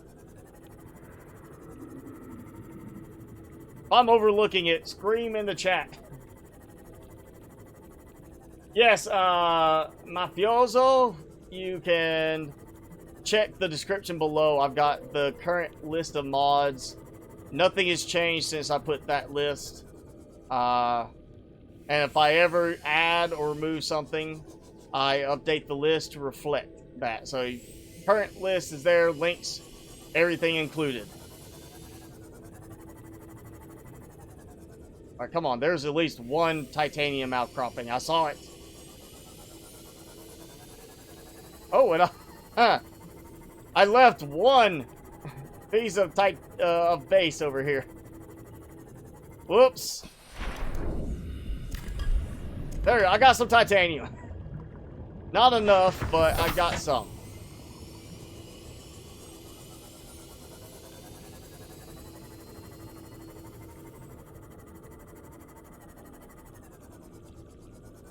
All right, where is it? Where is it? Where is it?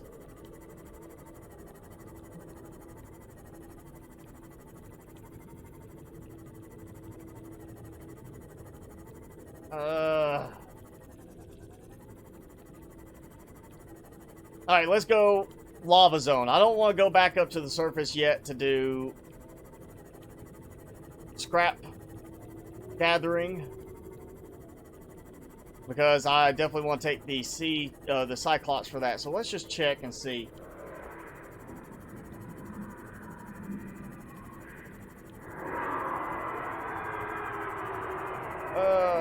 Yeah, he's after me again.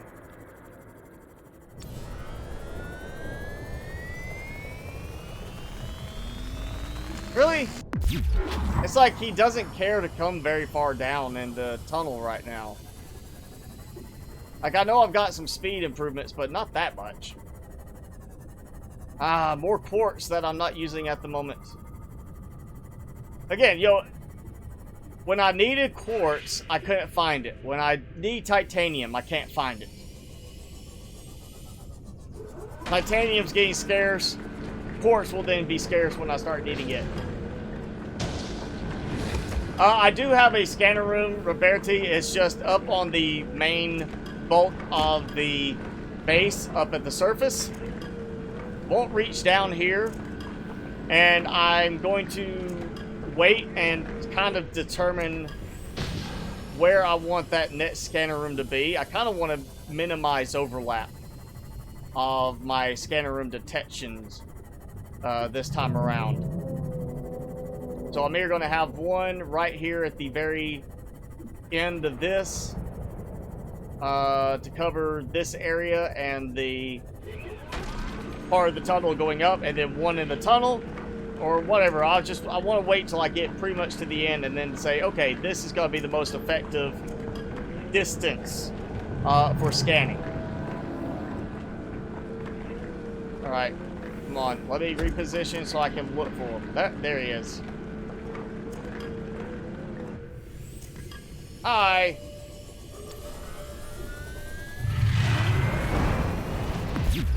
Ha ha ha. Oh yeah, I still gotta get my combat mode Seamoth finished up soon. So we can come and do some fighting with him. We're gonna go battle mode. Just to see what I can accomplish. I know I can run him away with the laser cannon mod. Because like 2 shots he goes into the stupid ceiling or the wall and gets stuck there, doesn't come back. I've done both of them that way and had them both disappear into the ceiling and leave me alone permanently. But you can still hear them bellowing. They just got locked in place and couldn't move. So I don't want to use the laser cannon just yet. That's an option. I'm just not jumping on that yet. I want to wait. Go ahead and get some silver. I think I've got enough, but 1 boulder will be enough.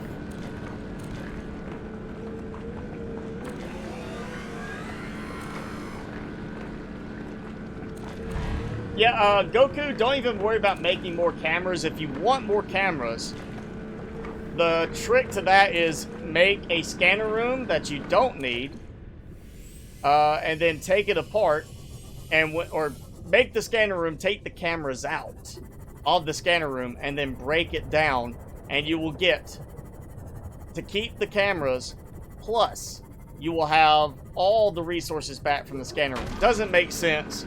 You feel like there should be less titanium or something you get back, but yeah, you can go and do the scanner room, take the cameras out, break it down, build it again, you get new cameras. Just keep doing that for however many cameras you want. But yeah, cameras are really not that really good.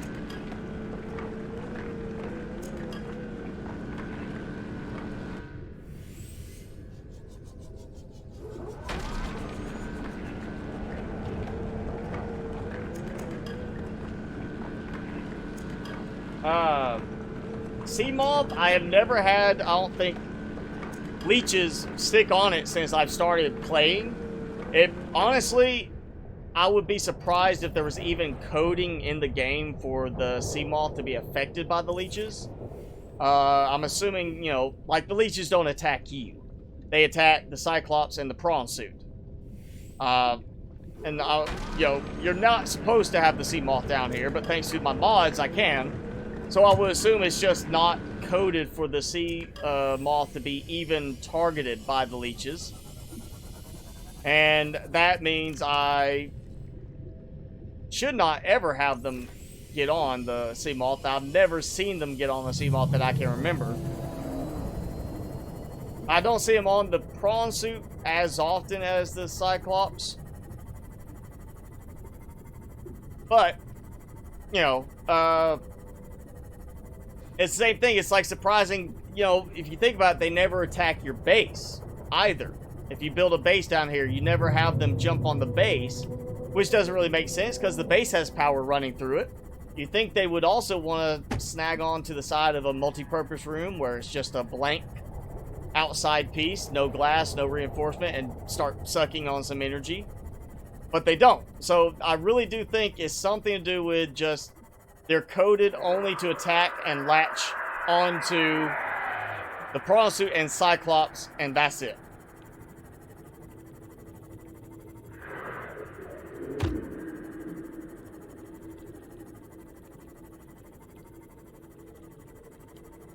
Alright, we're going to redock and continue building a bit. Now I've got some titanium, but before I use it all up on more extensions, we're going to do some thermal plants real quick.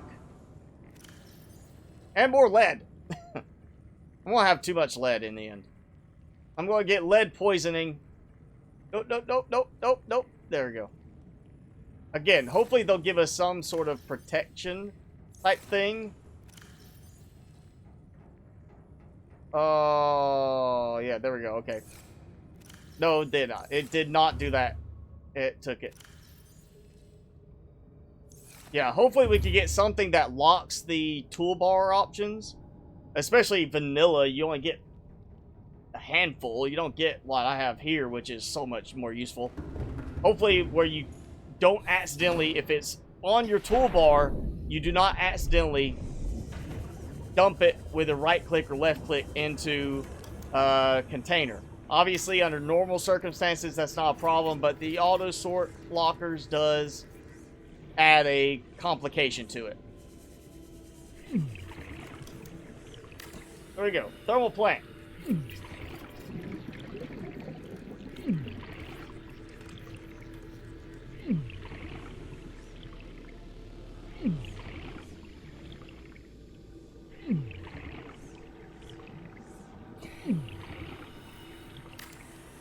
Yeah, I don't think the sea dragon even tries to eat the sea moth anymore. The only time he's destroyed it, he's either hit it with the fireballs, like a very concentrated bundle of fireballs, or he has swiped at it. And I've had it happen where he's hit me with fireball and it did a little bit of damage. I've had other times where he hit me with fireball and it destroyed it instantly. You know, like a very big variation on the damage output from his attack. Alright, surely I can squeeze another one in there. Come on. I was doing good. Oh, yeah, we can get that. Build underneath. I don't need this. I want this. I want more power.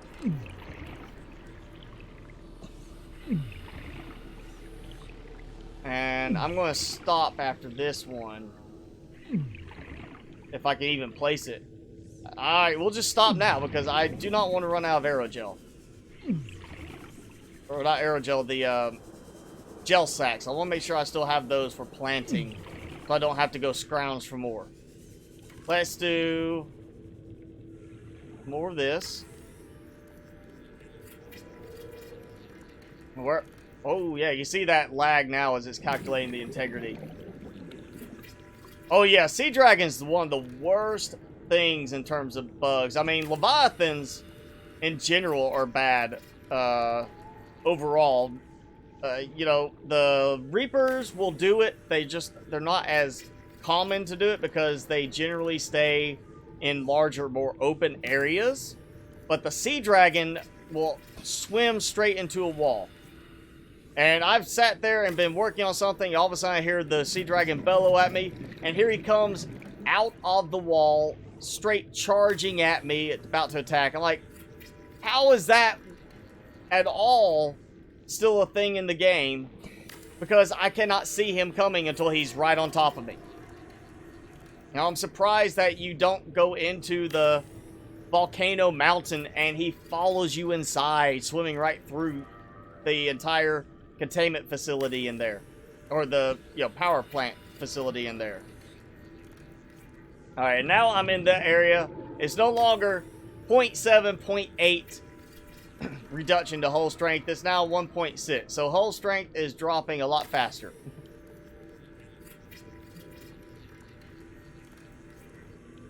I don't mind the Cyclops driving down to the lava zones.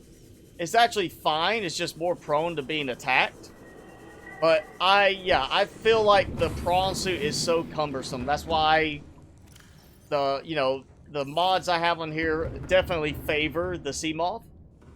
Because the prawn suit is just so cumbersome, really. I know some people love the prawn suit. But for me, it's just so... I'd rather use the Seamoth for everything like I'm doing now, as opposed to using the prawn suit. Period. Alright, I am out of titanium again. This time, I am actually going to go back up. I've got some quartz, like, right there.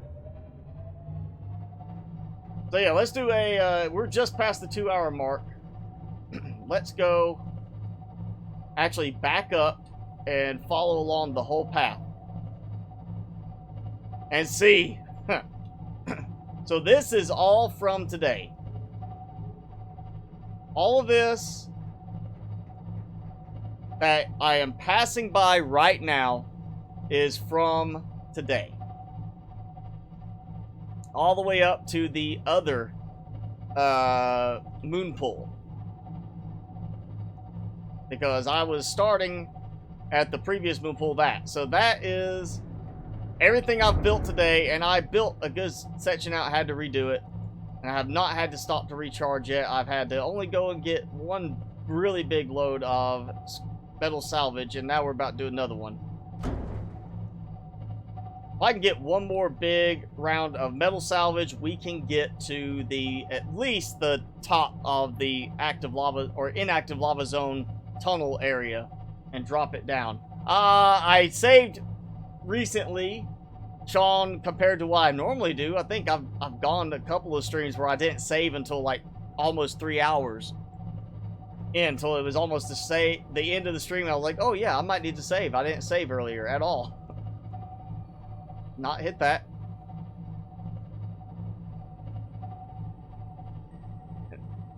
I don't even know how much power I have in production now. I'd like to know. But right now...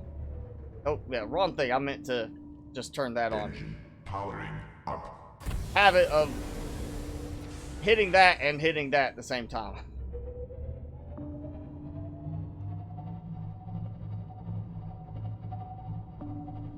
We'll travel back over to... Well, you know what? We might go towards the front of the Aurora. I have it...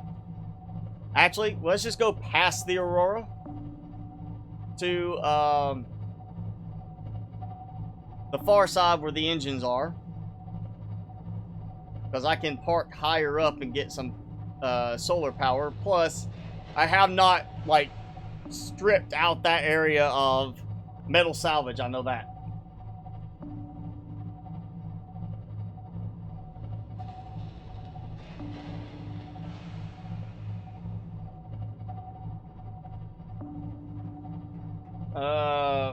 What Goku animation are you talking about?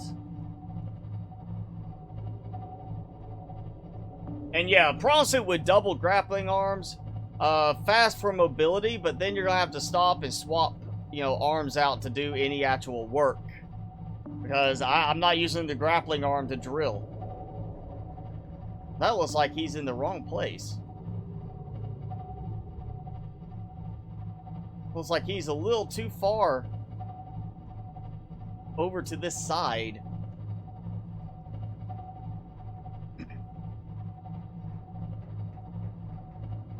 Oh, I still need to do a speed boost mod at least.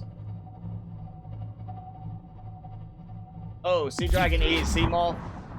Yeah, again, I've never had him do that. he's only swiped and, oh yeah, see that? Alright, he did not actually get a hit in. He's been shocked twice now. But he's following. I think I could turn that off fairly safely. Every time he comes at me, he gets shocked. Oh yeah, you see it hitting him. He is not happy. Why are you doing all... I am actually chasing him further away from where he is supposed to patrol. I am driving him in the direction I am trying to go to do some harvesting. Alright, he bumped me. He didn't attack me. He just nudged me. He's returning the favor. I'm nudging him along in this direction. He nudged me that way.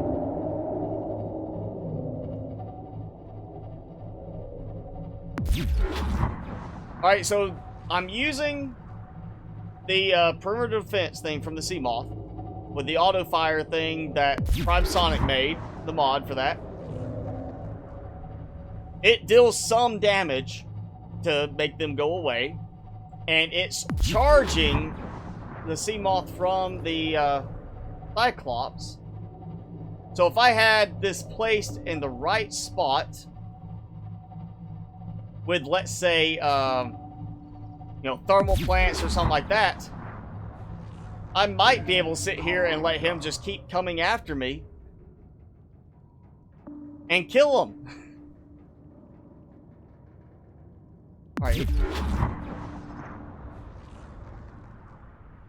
So he's still trying to come after me. I think he's like locked on because he's stuck out here. Not supposed to be out here. He's supposed to be elsewhere. Yeah, Goku, I had the Reaper back in early access follow me all the way from here to the safe shallows. And look at that. He's not leaving. He's now patrolling here. Or he's like trying to get around me. Like I'm in the way. Let's do... Oh. Nope. He is actually patrolling around me. He's not attacking, but he is patrolling right here where I'm at. You jerk. I think it's making some stuttering too from that. Yeah, I got a pet that wants to eat me. All systems online. Where are you? I wonder if I can, like, hit him enough to get him to go in the direction I want. Where you at?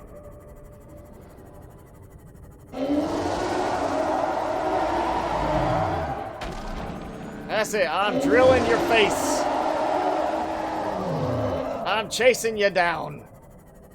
Yeah, look at that. That's that lovely glitch where you're part of. You get to swim through him. Come here. This is combat mode with a drill. He is jumping out of the water to try and hit me. This is how I kill him. This is how I end up killing him.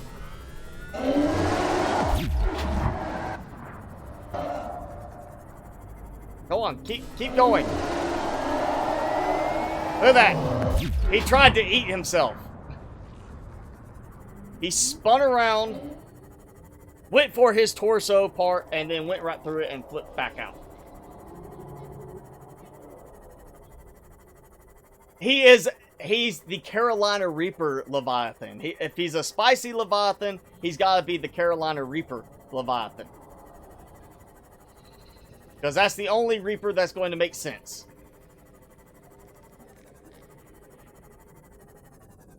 Hey, some salvage here. Not as plentiful as where I was going, but... Alright, so I just cleared an area of a Reaper by accident. I didn't mean to do it, but I did it. So now he's not going to be bothering that area over there for at least a little while. Maybe I did a little bit of damage to him. Some lead.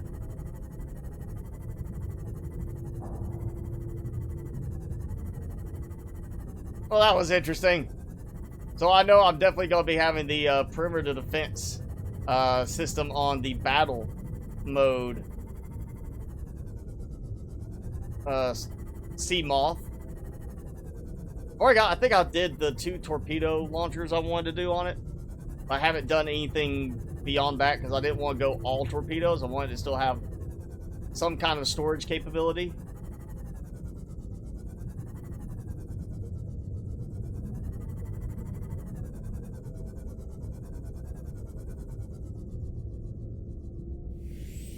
Prawn suit fight against the Reaper. I've done the whole fight thing with the Reaper and a thermal blade. I've already had my encounter with that. I'm not even gonna worry about it with the prawn suit.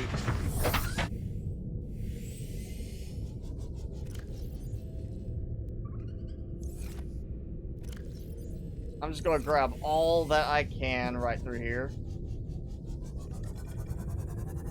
And it's daytime. I should be having some power recharging now on the Cyclops, so I'll be good to go. He's not coming back. He hasn't, like, come looking for me again.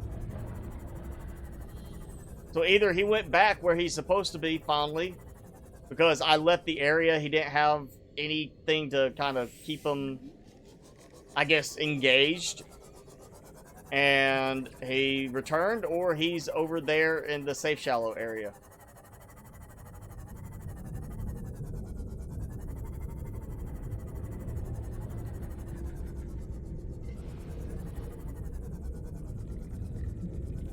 Oh yeah. That's... And I'm out of the room.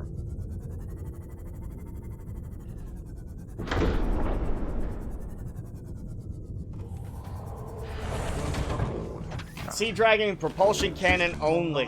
What am I going to use in the propulsion cannon? And do not say use the crash fish, because I've tried that. They just do not work very well. They really are not the homing missiles that they could be for this game.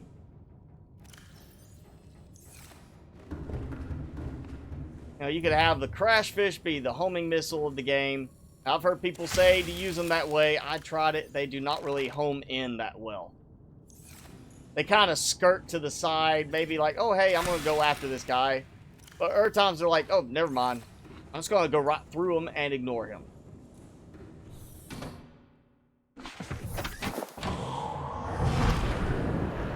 Like seeing in the glass tube and watching the world of Subnautica. Well, when you get the expanded building options coming into the game from below zero, like the glass dome for the multi-purpose room, you'll be able to sit there and throw glass wall up on every side of the multi-purpose room, a glass ceiling, and I'm just waiting for them to be like, all right, we're going to do a glass floor on it as well. And then you'll have basically a supersized observatory.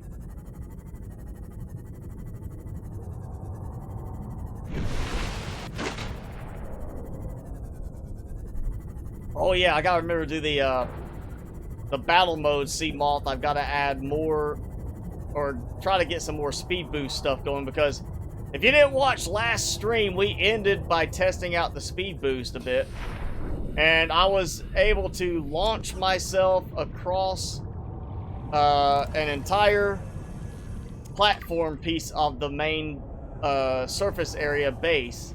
I just launched in the air and flew completely over it using the Sea Moth. Thanks to the little speed boost module. I can't remember, did I, whoever was watching then, did I actually do the full, like, 4 speed modules, like, deck it out? Or did I just still use, like, the 1 or 2 on it? We might try that again, do, like, full speed module set and see how far I can launch with it. Ah, we got his buddy.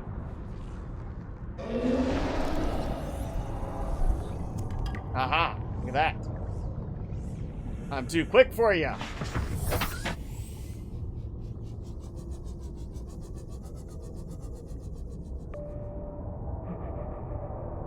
Oh yeah, good. He actually like went away instead of just staying close by and coming back repeatedly after me.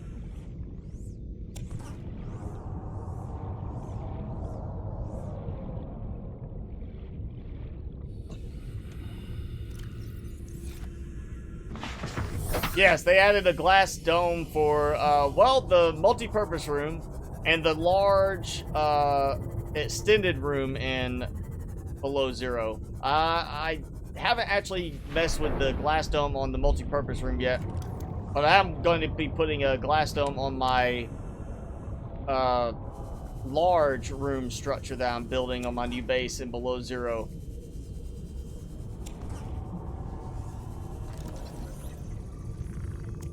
Now I'm like in Reaper hotspot again.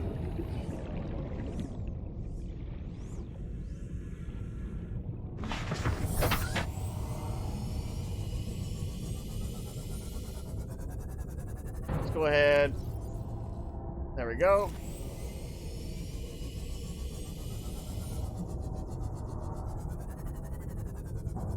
One of the best places to get supplies and metal salvage.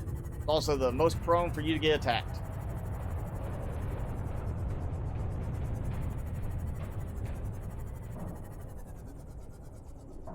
Oh, and I'm out of room.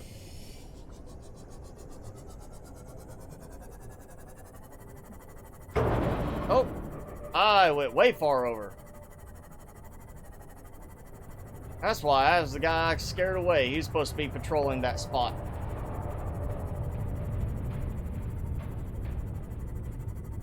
Alright, great. See, we're at 2 hours, 20 minutes. That's 2 good sets of metal salvage. I mean, I could go... Let's do one more round. Dump all this off, and I'm going to get one more round of metal salvage.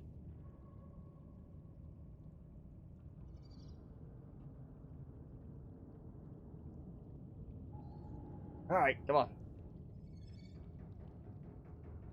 I feel like my auto sorter is going slower than normal now. Shortcut. Yeah.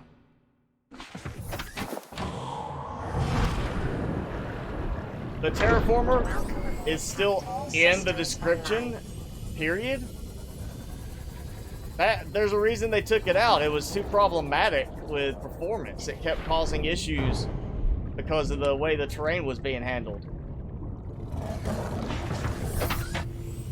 I mean, I've used it in the past before they removed it, and I'm glad they removed it because it keeps me from wanting to use it, and it can cause problems. The more you use it, the worse it's going to get in terms of that performance impact. Because of the way the engine's handling the terrain.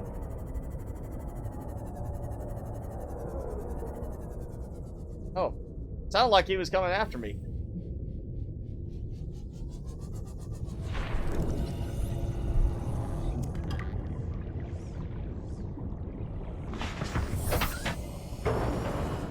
Yeah, you can use the dev console to get it, but again, it's problematic. It just messes with the terrain engine, and it causes performance problems. I do not recommend using it more than a tiny bit, only sparingly. I wish they had done it where it was working right, but they never did. I do not recommend using it too heavily, otherwise you're going to see some performance issues. Look at all this while I'm out. Save me from having to transfer it out of my sea moth storage.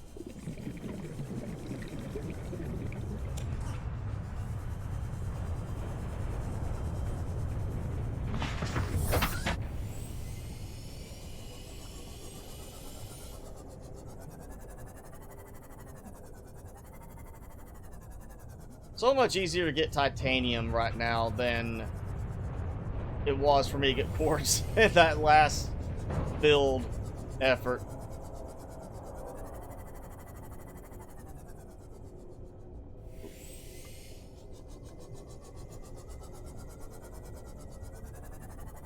Oh, there we go. Yep. That looked completely open. Oops.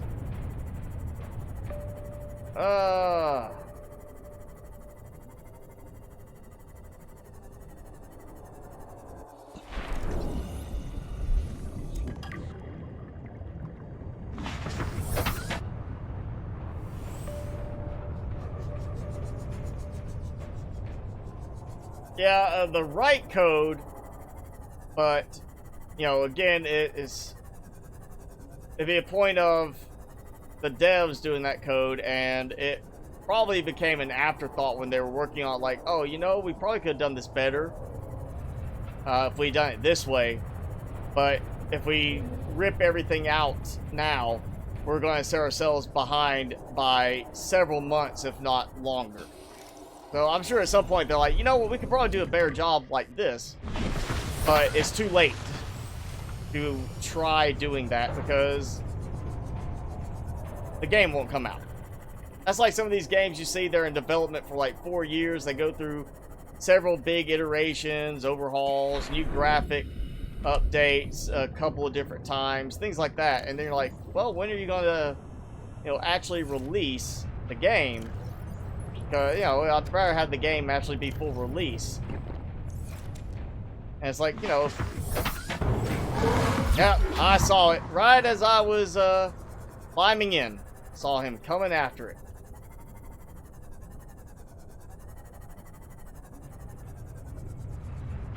Is that finally it? Yes! Alright. He didn't even make any noise. It was just like silent attack mode. And gotcha!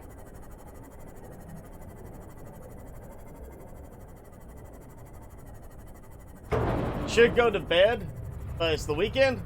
Well, weekend means you don't have to go to bed yet, right? Unless, you know, you just need to go to bed because you're needing sleep. Do not deprive yourself of sleep for me. You need sleep.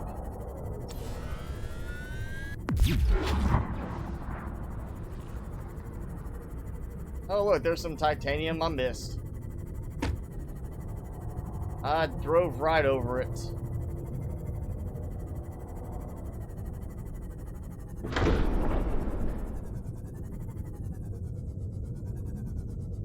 There we go. Hey, Argonaut. Actually, not just background, new equipment, new main monitor, new, well, just new setup overall. I changed a bunch of stuff around, trying to make things a little bit more streamlined, and just make things look a little bit better. And yeah, no more green screen right now. I'm trying to do without the green screen. Powering up. Just because, you know, even with my lighting and everything, I was still getting that little bit of artifacting around the edge of my face, my hair and everything, and I just didn't like it. And eventually, whenever I get my new house, I plan to actually have a nice looking background area, not just plain background. But yeah, I've got a new backdrop going right now to make it look a little bit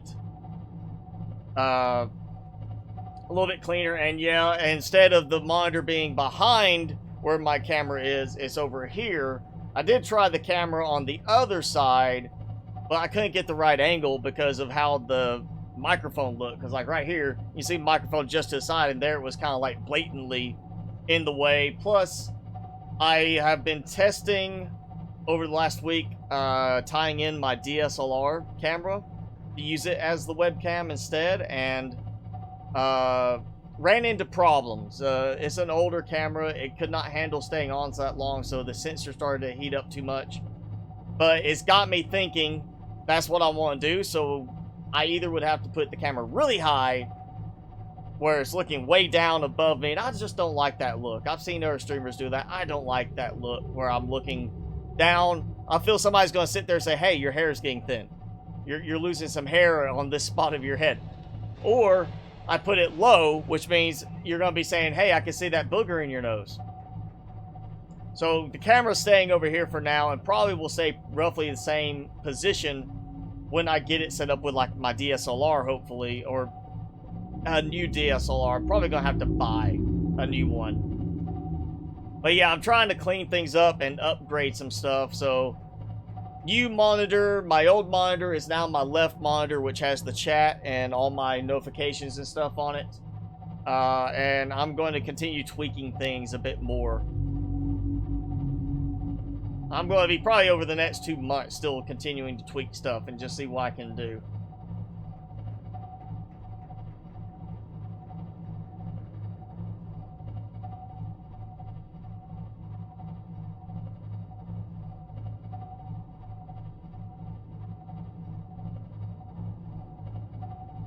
Alright, here we go. Time to turn this on so I can see.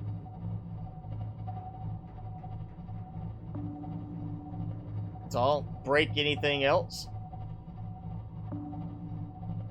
Start diving. We're gonna finish this. Or not finish. I'm at least going to get to that top piece of the lava zone section.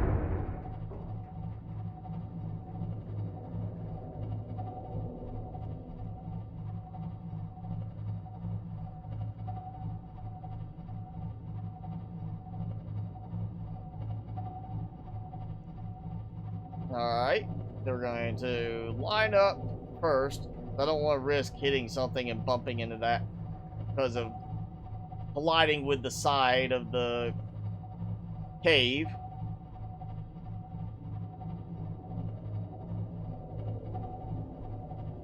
Yep, I did it anyway.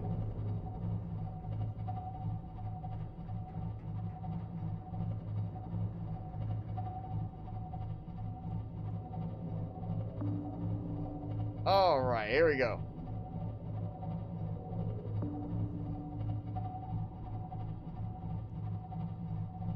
Well, I don't know if the changes helped my brain, but it definitely at least has made things feel a little bit better to me in my setup and how I've got everything arranged. I definitely feel a bit more comfortable playing. And I'm not playing on my little balance stool. I'm actually trying now to use my chair again. Which, interestingly, last night when I was playing, I was sitting, I guess, a little too stiff in one direction. It started hurting my back, but now I'm perfectly fine.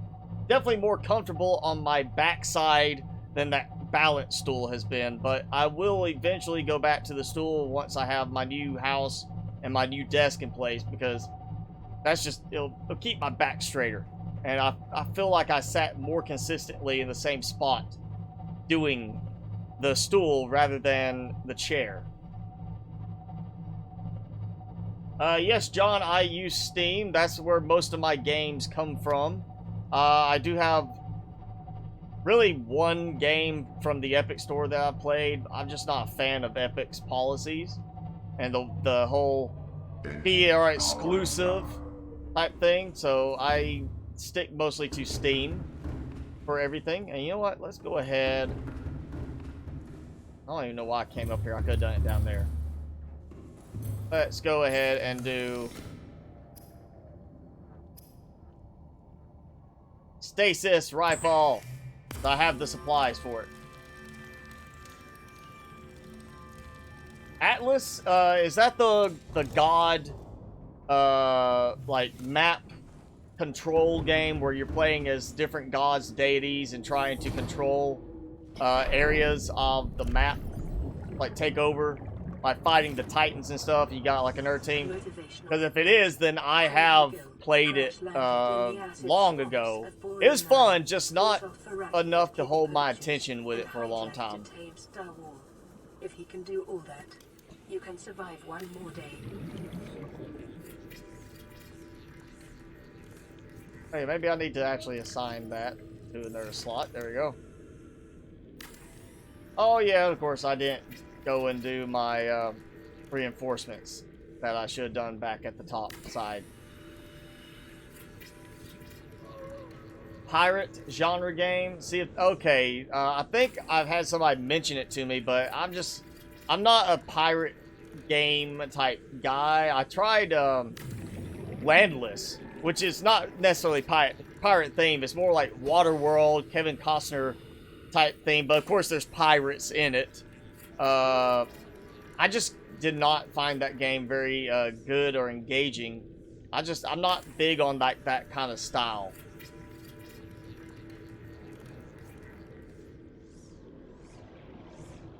Alright, so if I really need to be able to turn it at a slight angle, not a direct shot like that. I wish you had smaller curve options. And for a game that has no grid or snapping for certain items, you would think it would have a little bit more versatility on curves, but this really does have a lot of snapping elements to it. You just don't get the advantage of the snapping elements. Alright, I guess this is where I start building downwards again. How bad is it? Don't break. Oh, yep. Point 2. Time to go reinforce.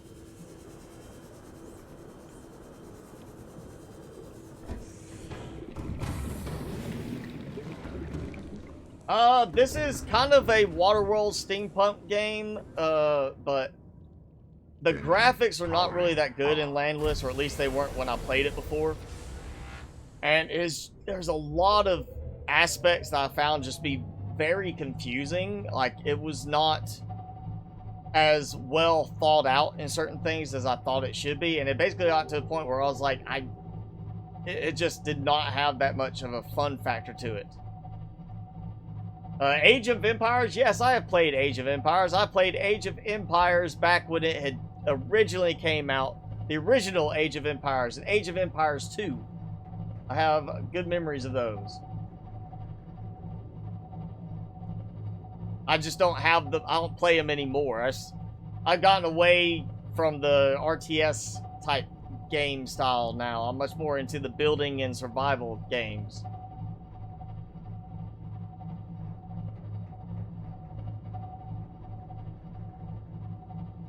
I think I might put a couple of lamps along the trunk there, and instead of them being super bright, vibrant, coloring everything everywhere, just make it where not the range is big, but the intensity, so they show up from a distance, and make them like yellow warning lights on that. I don't remember if I played Age of Empires 3. I know I've played up through Age of Empires 2.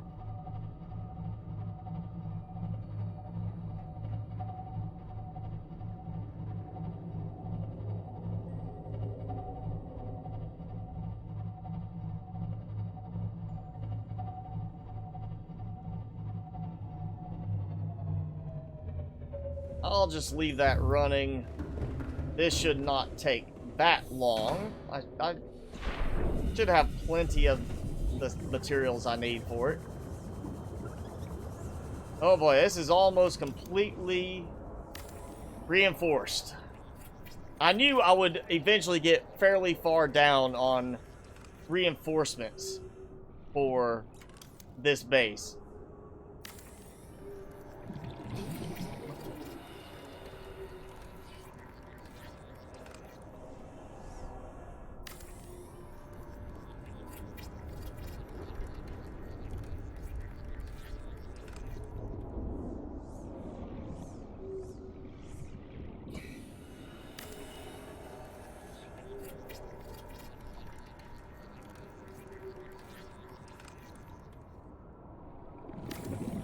There is a game, I'd say if you like those, I can't remember, I think it's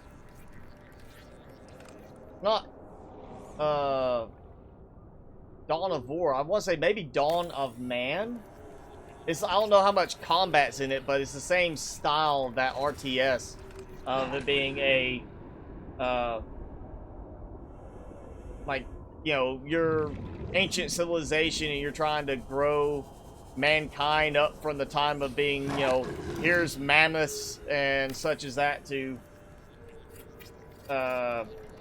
you know, more modern times. I don't know how far modern it goes, but that's definitely one you could check out. And then there's another one, I guess if you like that kind of real-time strategy or, you know, real-time management type game, the Universe Sim is another one I've seen really good reviews about that I've kind of considered testing out, maybe.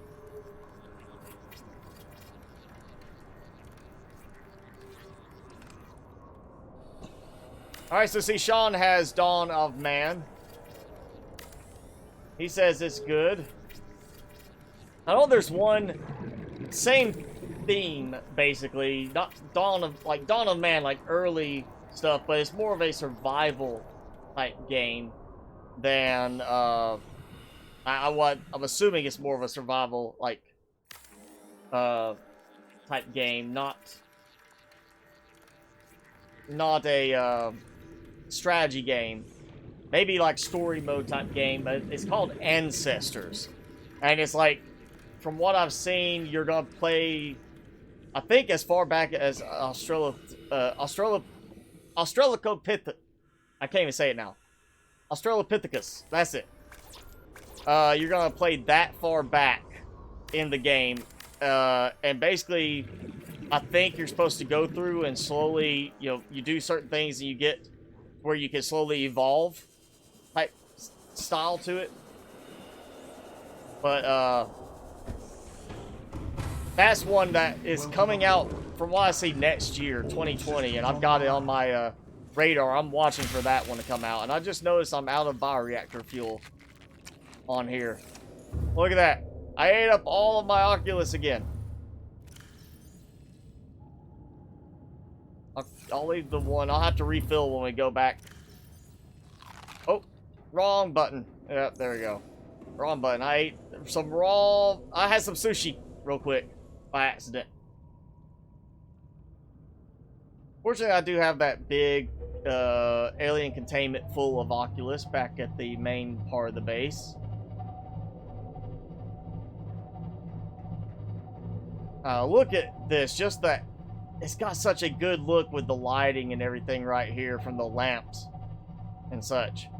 That really does help look better.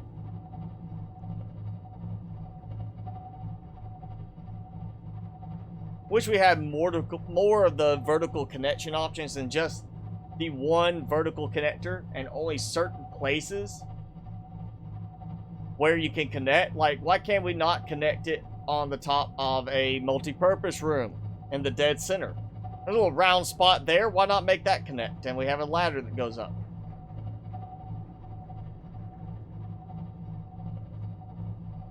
Yeah, nothing wrong with sushi. I haven't had sushi in a while. I need to go get some. I had some pho soup last night. Extra spicy. I had to completely load it up with as much crushed pepper and Thai chili paste as possible.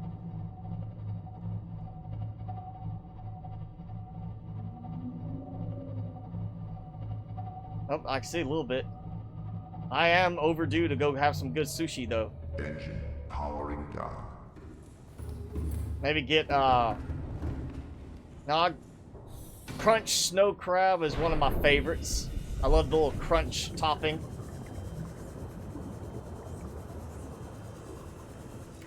Alright, we're gonna start down, we're building here.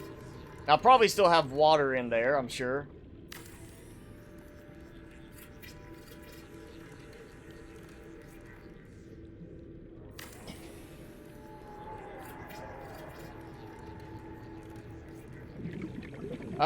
I used to not eat spicy foods. That's like the funny thing about like the name I took for the channel, and the name, it came from work where I got named Mr. Spicy because I started eating spicier stuff. And I blame one of my friends. He always would eat spicy stuff, and he just kept challenging me to try stuff. And I finally, okay, you know what? I'll start doing like jalapenos. And then it kind of, as I started getting comfortable and getting used to hotter and hotter wings, and it just went from there. And I went to like, okay, I'm gonna eat a whole habanero pepper for video, and now I have a nice assortment of specialty hot sauces. some of them I don't like, not because of the heat, but because it just has not a very good flavor. There's one I've got that's a ginger and Scotch bonnet. I just do not like the taste. But then I have my black garlic Carolina Reaper, which is really good. Has a nice nice heat to it, but it's not like so overpowering. You know, as long as you dole it out nicely. I'm not a huge fan of like the whole eel sushi roll. I'll eat sushi with the eel in it, but not doing the like where they wrap it in the eel skin itself. I think this might be the good spot. Oh, I think I went too low now. One of my favorite things, it's not even really sushi because they do kind of cook it, but one of the sushi places around here, they have a specialty squid salad. And it's like just, you know, stripped carrots, stripped cucumbers, and pieces of homemade, there's some kind of ginger dressing that they soak it in. Squid. And it's done in such a way that you can't even tell really it's squid from the way it looks. It's kind of like, it looks almost like strips of chicken. But it's one of the best tasting squid dishes I've ever had.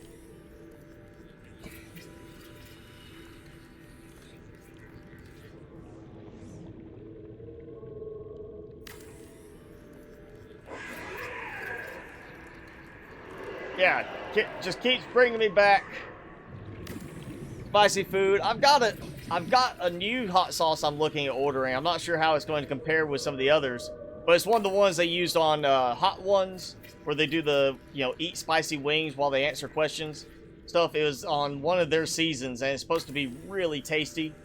I've got that I've been meaning to order. And there's some food challenge snacks I've found that I'm kind of interested in actually ordering, just to do maybe as like a live stream thing, where it'd be like, all right, you know, for today's live stream, instead of giving Timmy a treat when you donate, I would give myself a treat, and it'd be like a Carolina Reaper chip or something like that. And we'll do a stream where I punish myself with super spicy stuff. There's one, and I know they got the one chip challenge, then they've also got like they've got these Carolina Reaper peanuts I looked at, where it's like, I really want to try those and see how they turn out. Oh yeah, and I need to switch that part. What's up, T. Kerr? Thanks for joining in. Better late than never. Oh, again, gotta rotate. Squid salad, it's not really messy, and you eat it with you can eat it with a fork. I always eat it with chopsticks. Oh, why are you being so ornery? Come here. That's it. I'm getting you. You gonna bite me? I'm gonna chop you up. Make some fresh sushi out of him.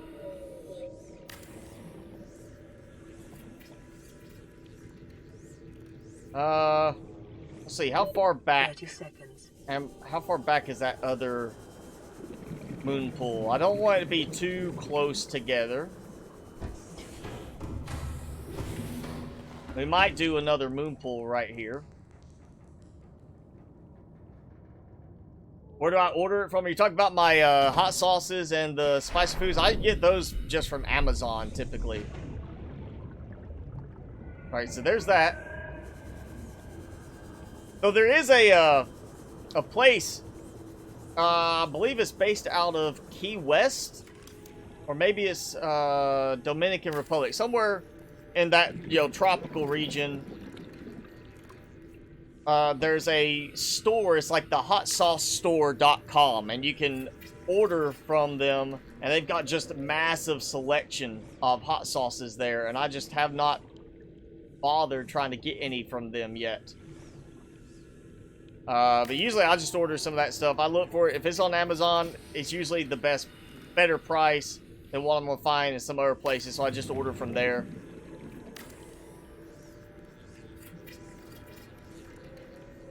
but there is like a hot sauce store.com, I believe. I know there's, or used to be, the jerkystore.com. I love that one. I would go, they had a few locations. I would sometimes be able to go and actually visit one. And, oh man, if you like jerky, like beef jerky, they had the best selection. And it was like you could buy a big, you know, $100 for it. But a super massive pack of jerky. And it would contain all different kinds of jerky, not just beef. It was like elk, deer, you know, venison, turkey. I think it had antelope. One of the ones I got, gator, alligator jerky. Come on. And the best one, the one I found to be the tastiest of all. And I'm sure I'm gonna have some people here telling me about how good it is just cooking it normally, but kangaroo jerky. That was hands down the tastiest jerky I've ever had. And they had it. I think they also had lion jerky, but it was not in season, or they didn't have it at the time because it had not, the restrictions on hunting or whatever.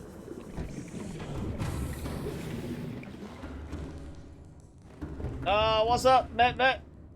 Or Met?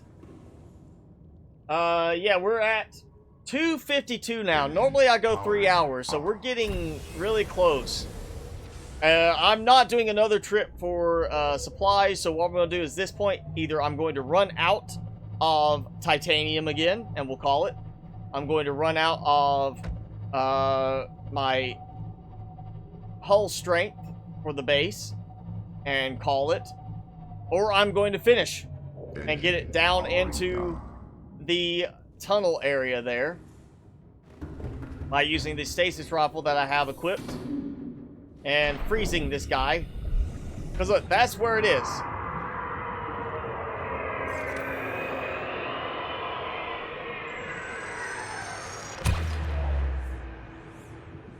Come on.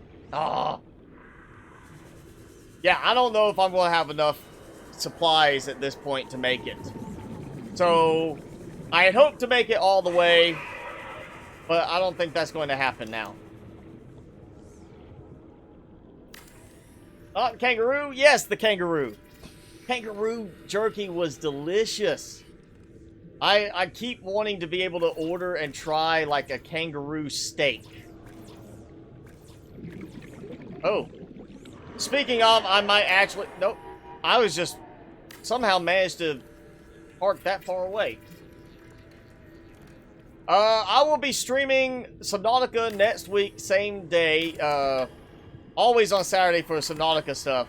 And like I said earlier, I'm going to try to incorporate another stream during the week for some other game. Whether it's a new one that I haven't done before, or a game I've done in the past, whether a lot or briefly, I don't know. But it will not be below zero. It won't be more Subnautica. It'll be one Subnautica stream a week is what I can stand right now. Because I've done this game so many times. But I do have a couple of games in mind right now for a second YouTube stream during the week. I will be posting on the community tab when I decide what it is. I'll be updating my schedule information soon for that. Yeah, this is going to be the weird, curvy setup here. It looks like... Are you... Oh, he attacked him! He ate the bony one. Good. He's helping me out. Like, stop picking on my friend Spicy. Yes, I stream same time each week. This time, whatever, 3 hours ago from now is when I start normally. And yeah, I've been playing this game since it was at least a year before it went full release. I think it was more like a year and a half before it went full release. It was well in early access when I started playing this. So it's been a while. I've been through this game many times. Many big base builds and stuff like that. And yeah, okay, let's start curving again, hook towards the side. Yes, same time. So if it was 2 a.m. when I started, then 2 a.m. when I'll be back at it. I may put some windows in here just to do like observation of the ghost Leviathan in this area. 6 a.m. on Sunday, don't do that. I would not get up at 6 a.m. on a Sunday unless I really had to. I even thought about trying to do like a super early morning stream where I get up so early that I can do my exercise, shower, everything, be pretty much ready to go, aside from getting dressed, you know, for work, and then stream before that. But that would be me getting up at like 4 or even 3 a.m. to do everything before I go to work in the morning. And I was like, you know, I just can't bring myself to do that. What are you doing? Are you attacking me? Are you actually trying to damage me, or are you just kind of interested in what I got going here? Welcome aboard, Captain. I'm not leaking. Systems online. He didn't do anything to it. He likes the pretty white color of the Cyclops. He thinks he's like, why can't I see your insides? Let me save on that note. Your son got you into this game? Oh, that's understandable. I've seen so many things of people saying like, yeah, my kid was playing Minecraft and now I play Minecraft. I have a friend of mine who his daughter loves Minecraft, and now he's gotten into Minecraft, playing it on the Wii because of her liking it so much, you know, wanting to do stuff together. And so he got into playing Minecraft with her, and he got all into it. And he is actually he's trying to molest my Cyclops. Hey, come here. I'm freezing you this time. Ha ha. Alright, scan time. Say ah. Well, yo, check your throat. Die, die, die, die, die, die, die, die. Now, you're not like the ones in the void. If I hit you, you should run away. Because I'm damaging you. So get away from here.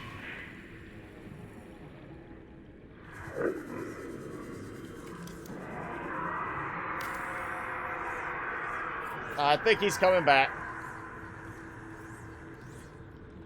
Or not. Maybe I scared him off this time. I taught him his lesson.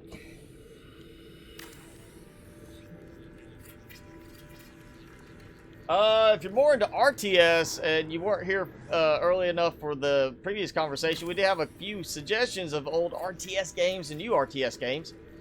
I think it was Modern War, and I know or Dawn of War, and then there was Dawn of Man we talked about. Of course, Age of Empires.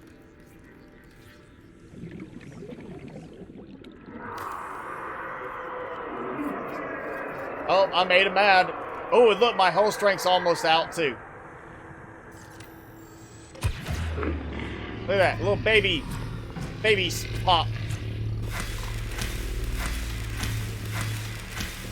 Yeah, you're still stuck long enough for me to do this, huh?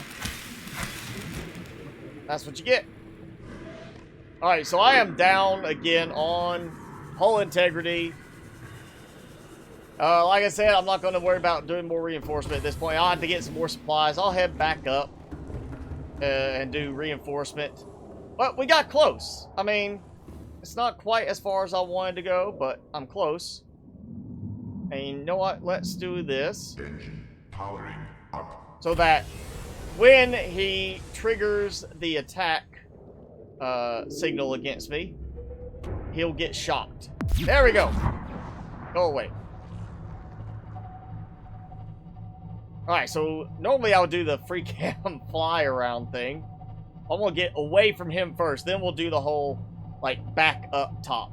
Yes, and Dwarf Fortress. I think I missed the Star Sector one in there when that was mentioned. Alright, not being attacked. There we go. That's enough. Powering down. Alright. Quick save. Yes. And we're going to do our final fly-through today of the progress. So, here we are. Of course, the gap, the drop-down, where I'm going to build. I'm basically going to continue snug along here until I have to drop down. I think I'm going to have to drop down probably there.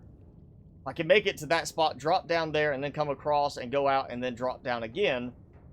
But yes, this is what we did today. That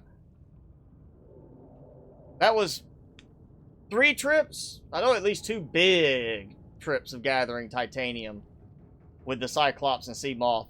All the way back from there, back up to here, up here, from this point. This is basically where I started from, and we've already gone all the way.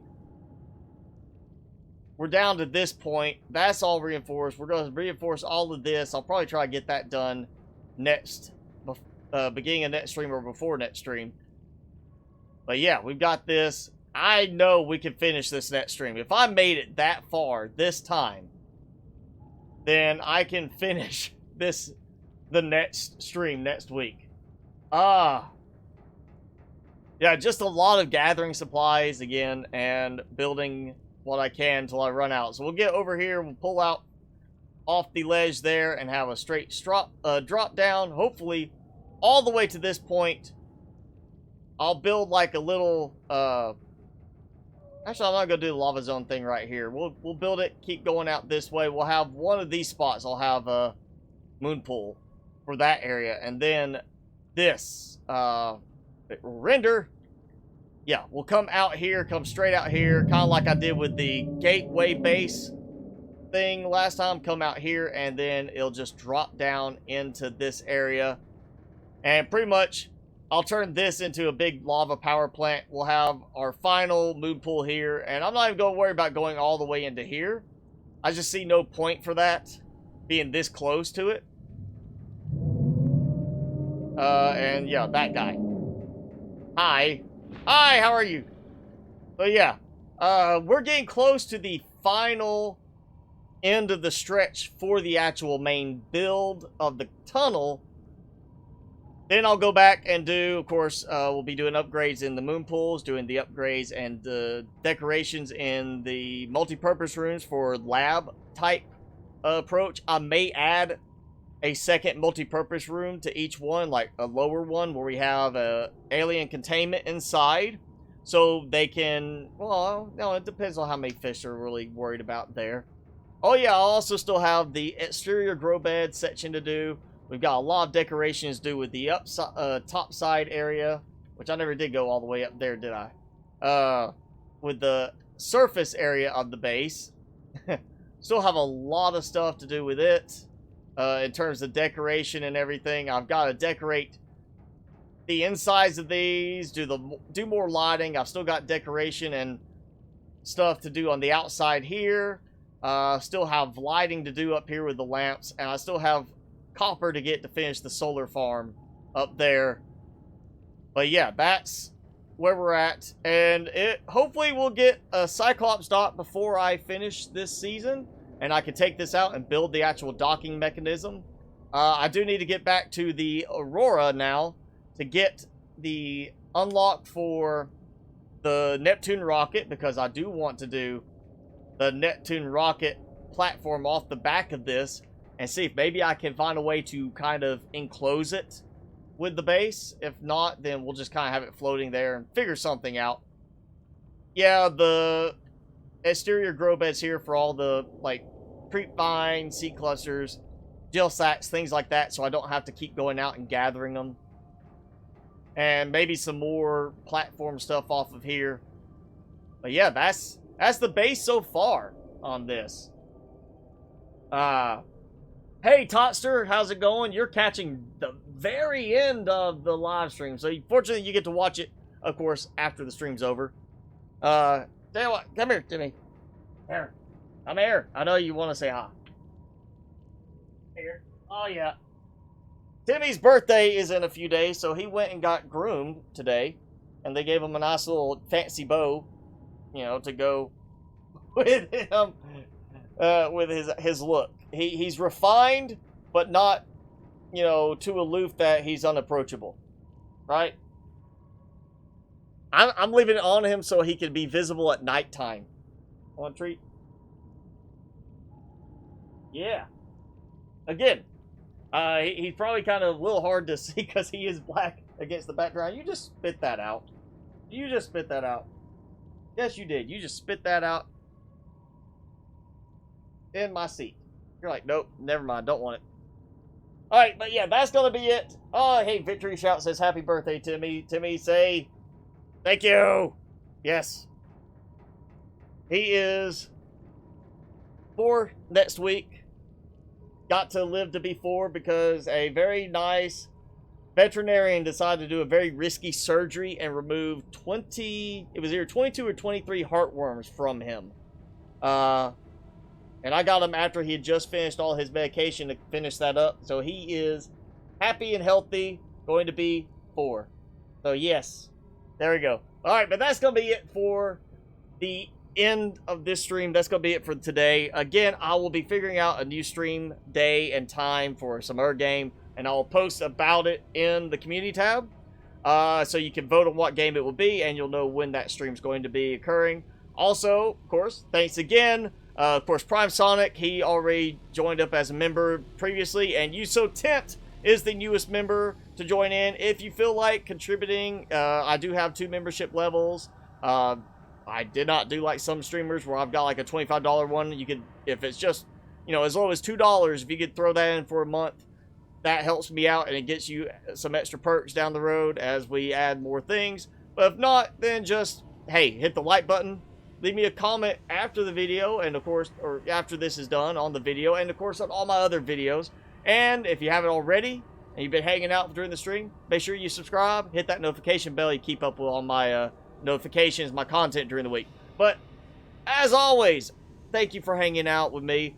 I will see you guys next week. I am Mr. Spicy. This is Timmy, aka Tiny Tim. Thank you for hanging out with us.